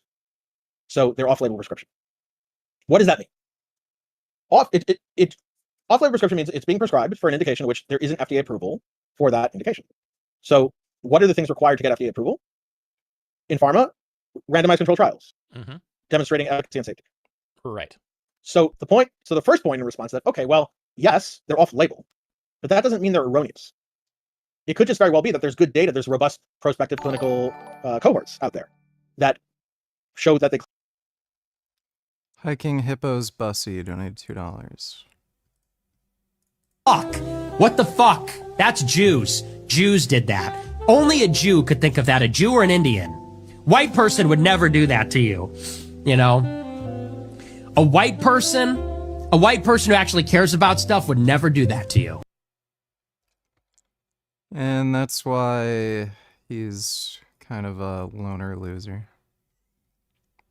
Wife, what's his name? The sad sack of shit comes into the restaurant I work at every day and pretends his wife is still alive. He is a good tipper, but I still spit in his food anyway. LMAO, pathetic. Wow, what a piece of shit. Counting bad. My girl fixing her own order. The fuck I am. All right. Play with me talking about some fucking weight, bitch. No. You don't give me my motherfucking shit. And I'm gonna take your fucking history. I'm fucked up. Around this bitch. Is the jazz man texting you? Either wake up or shut the stream down. Nobody wants to watch this boring shit. You're not even providing any commentary or doing anything. You're just acting like a nigger playing a video and texting on your phone. Fuck off. I'm texting a guy on Kijiji for the camera I'm interested in.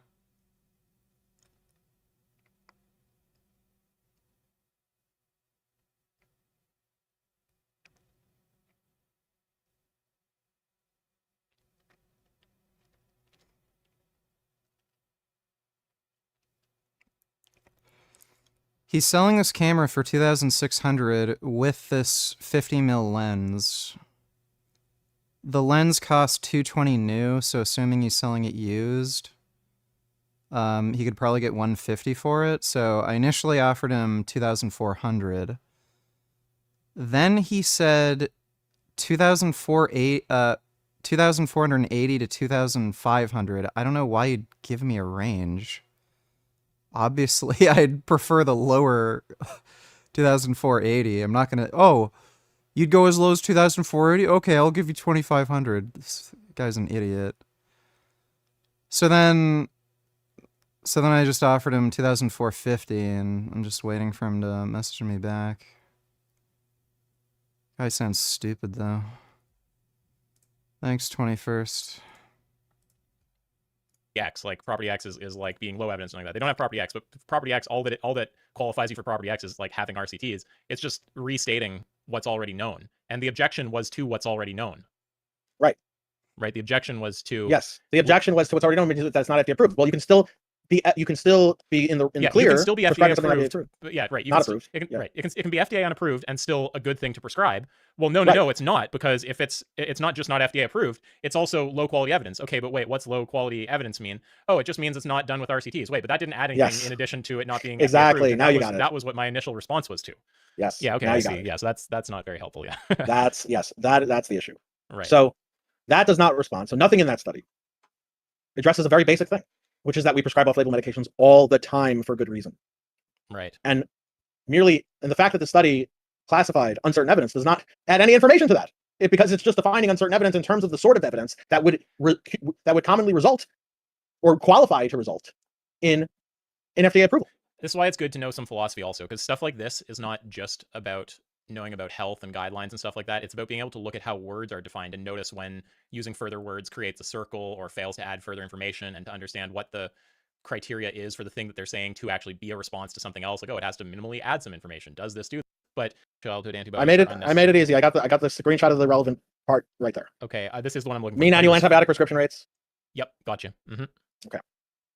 So what they've done is they've estimated the mean annual rates of antibiotic prescriptions and the estimated appropriate annual rate of antibiotic prescriptions.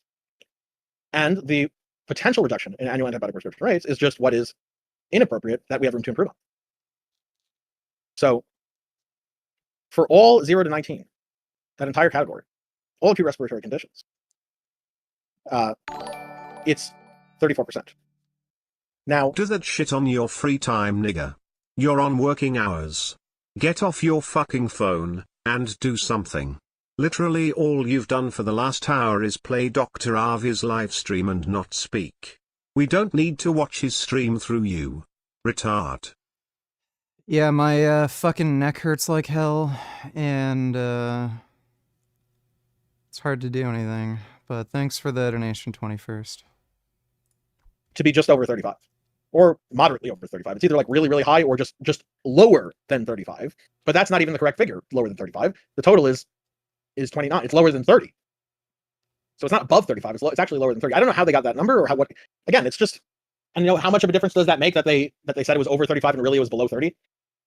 Maybe, I don't know. But the point is just that it's just again and again, there's when they say over this number, when I look into the source, it's not over that number. It's lower. Right. Just sloppy. It's just really, and I can't re-engineer how they're getting their information. Again, I don't know if it's an LLM. I don't know if this is if maybe the LLMs are better at just grabbing direct numbers, but when you have to do a little bit of calculation, like divide this by that and then do 1 minus, and you just ask it in one question without walking its hand through it, maybe that makes errors more likely. So I don't know. I don't know where the error came from, but that's just the wrong figure. And the wrong figure is against their agenda. Like the correct figure. The correct figure is against their agenda. Right. Like they're oversight. Yeah, they made an error in the direction. Their errors are consistently in the direction that helps them. Yes. Right. Exactly.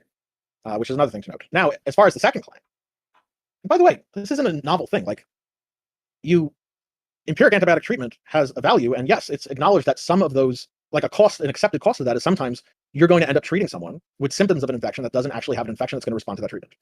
That's a risk we are aware of. That's a risk we know of. That's a balancing act. There's antibiotic stewardship programs. Like we're fully aware of this, and I'm not sure I don't think it really does much of any good solutions.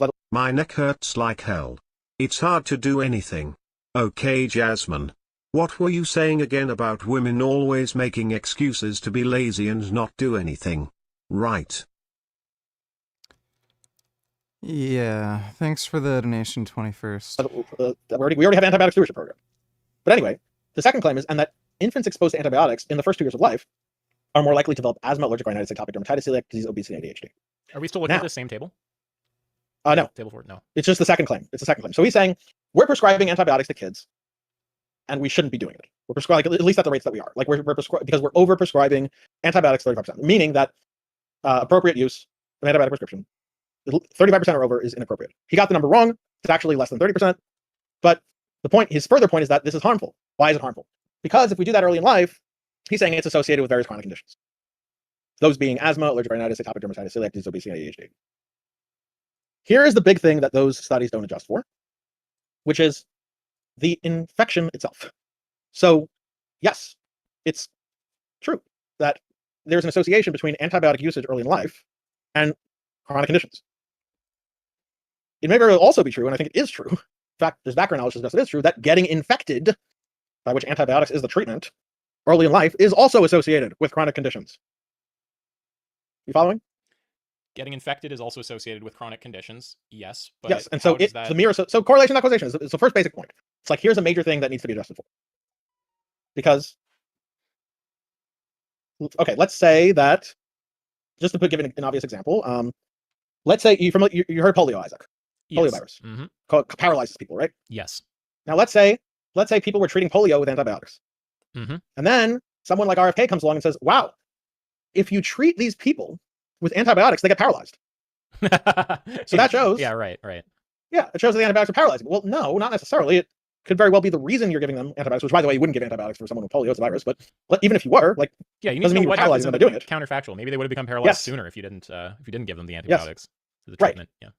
So that's the biggest thing. Not adjusting for antibiotic indications themselves for which the antibiotics are treating may cause the chronic health outcomes. Okay, also, wait, by the way, let me just make sure I understand how this responds though. So studies find more than 35%, equivalent to more than 50 million prescriptions of childhood antibiotics are unnecessary, and that infants exposed to antibiotics in the first years of life are more likely to develop all of this shit.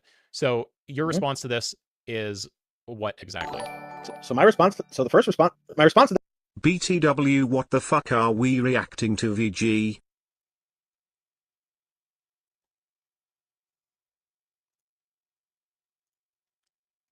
Yeah. It's Avi going over the Maha report. Thanks for the donation, Dodo. So that is that association is unadjusted for the most obvious confounder, the most obvious potential confounder, which is the indication for which the antibiotics are given in the first place.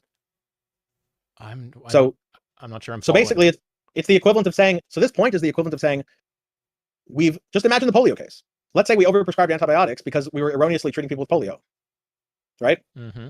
And then we noticed that those people we were treating were getting paralyzed. And then he says, "Oh, you treated them with antibiotics.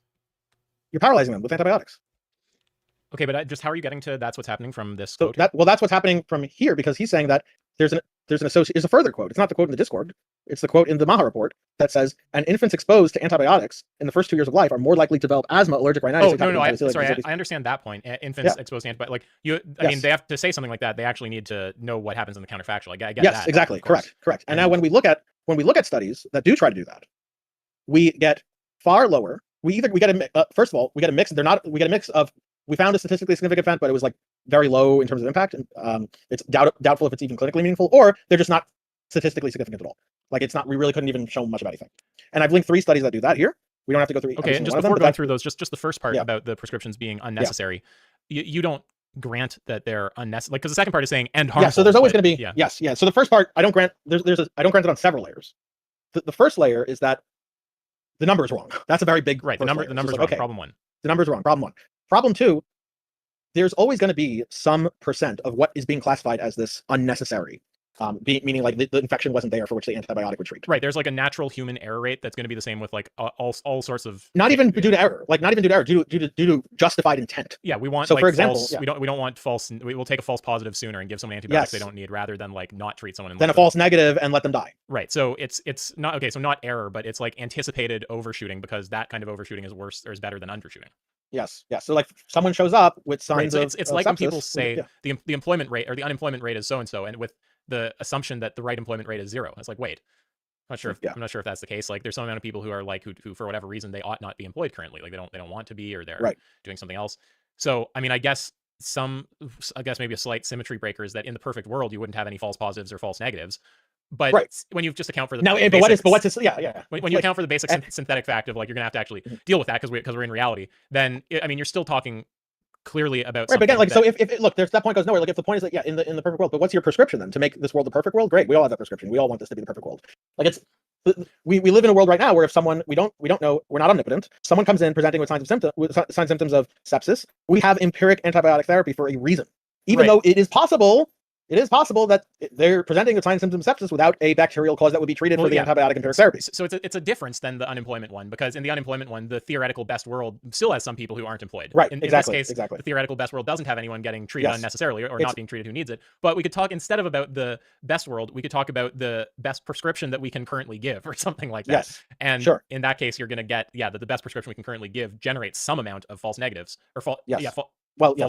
False positive. Well, sorry. treated false positives. Yeah, they're treated, but they Case didn't where we have say the, you are disease, positive yeah. for needing the Yeah, treatment, false and positive. we treat where they shouldn't. Yeah, False I, positive. it's always It's the word. yeah. Yeah, it's more impactful to it's less damaging to have a false positive and treat it than to have a false negative in the sense that patient is septic, you don't treat it. So important point the patient being, does have this presentation. under our best model, right, under the best prescriptions we can generate right now, our best attempt to move to the best possible world of no false positives and no false negatives, we currently expect to have some amount of false positives. So seeing a number that differs from 0 there is not an indication that we're doing anything wrong. Right. Yeah. Right. Okay. I get that. And, yeah. Yeah. And by the way, if he wants to make a case that the ideal number is lower, then he has to make that case. Then right. If you want to you solve medicine, it's so stupid how people do this. You don't get to just point at a number and be like, this number seems not good. It's like, wait, no, but what is the number that it should be? Like, firstly, you have to establish that, and then also why is it deviating for that, and is it for some kind of bad reason? And people just don't do that. They just say this number no look good. Really cares about public health. I've been quite vocal about.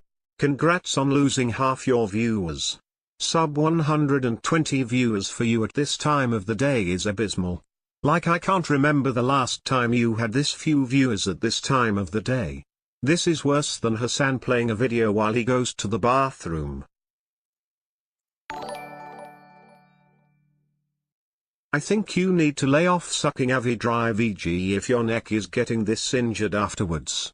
Maybe go at a slower rhythm and don't suck so hard next time, and you should be as good as new in no time. That is my prescription for you. Okay? Okay. Thanks for the donation, dude.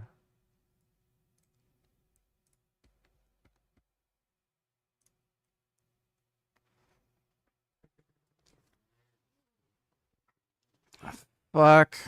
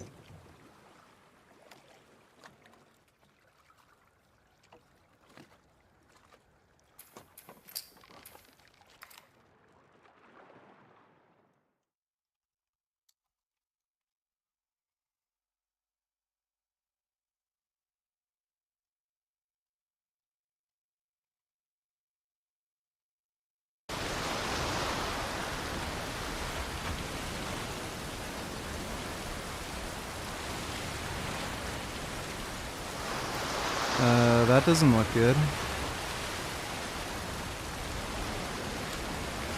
What the fuck is going on here?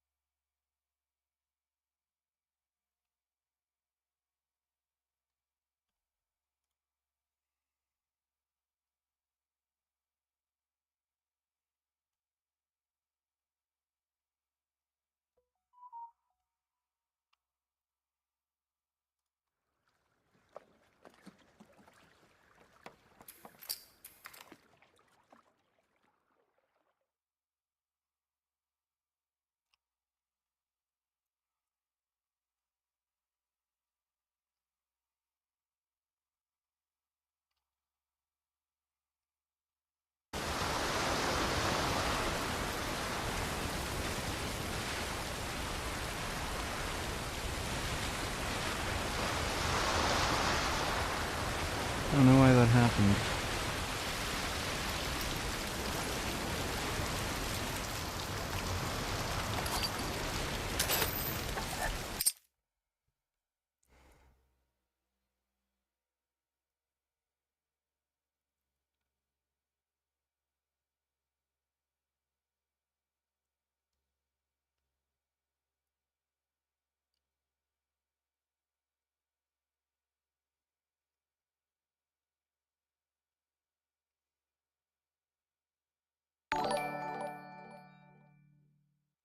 Vegan Gains, I'm shadow banned off YouTube. Vegan Gains plays a boring ass live stream on his stream for an hour and barely says anything, texts on his phone. Yeah.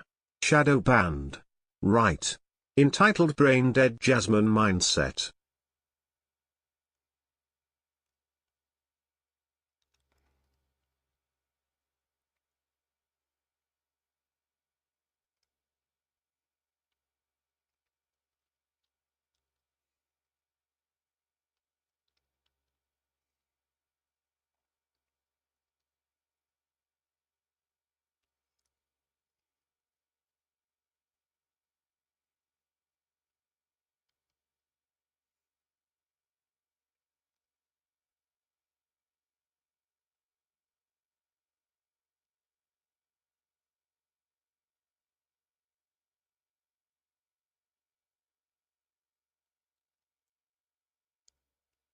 Alright, thanks for the donation, 21st. Appreciate it.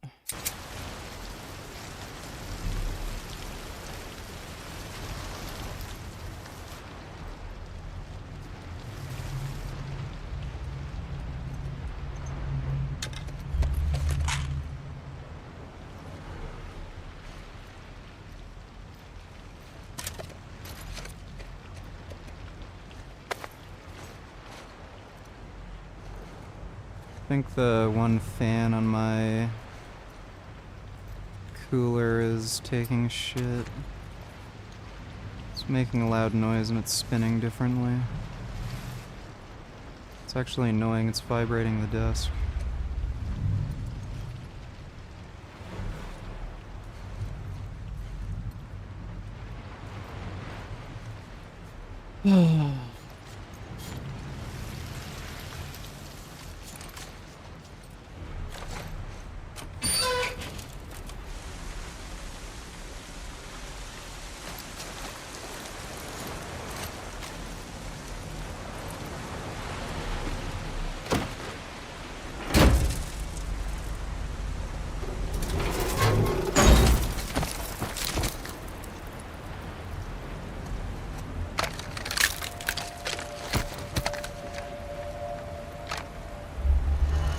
Oh, now it's starting to spin fine. Yeah, there might be something wrong with the bearing.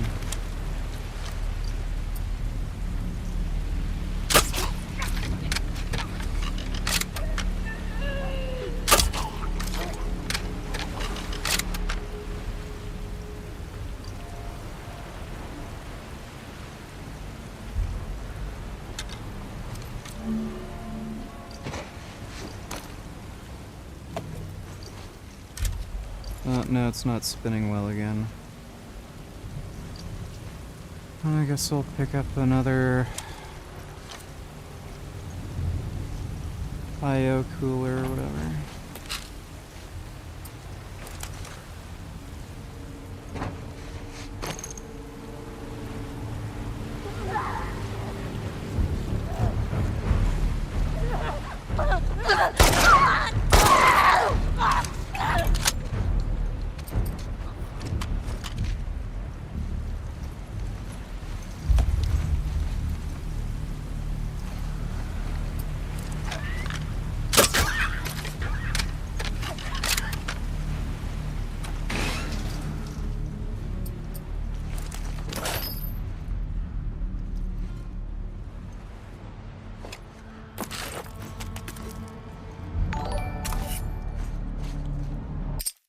Your viewership and donos are declining and you deserve it, you fucking faggot. Darky. These past streams have been boring as fuck. Blackie.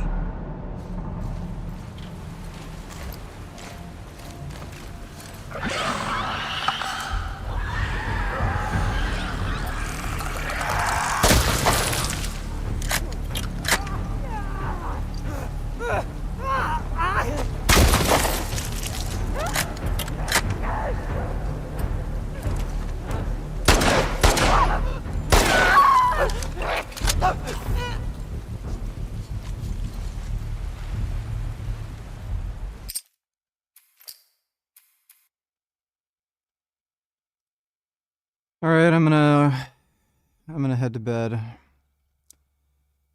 Big thanks to everybody who donated on Streamlabs. Appreciate it. Might take tomorrow off. Not sure yet, but we'll see. But sweet dreams, everyone. See you later.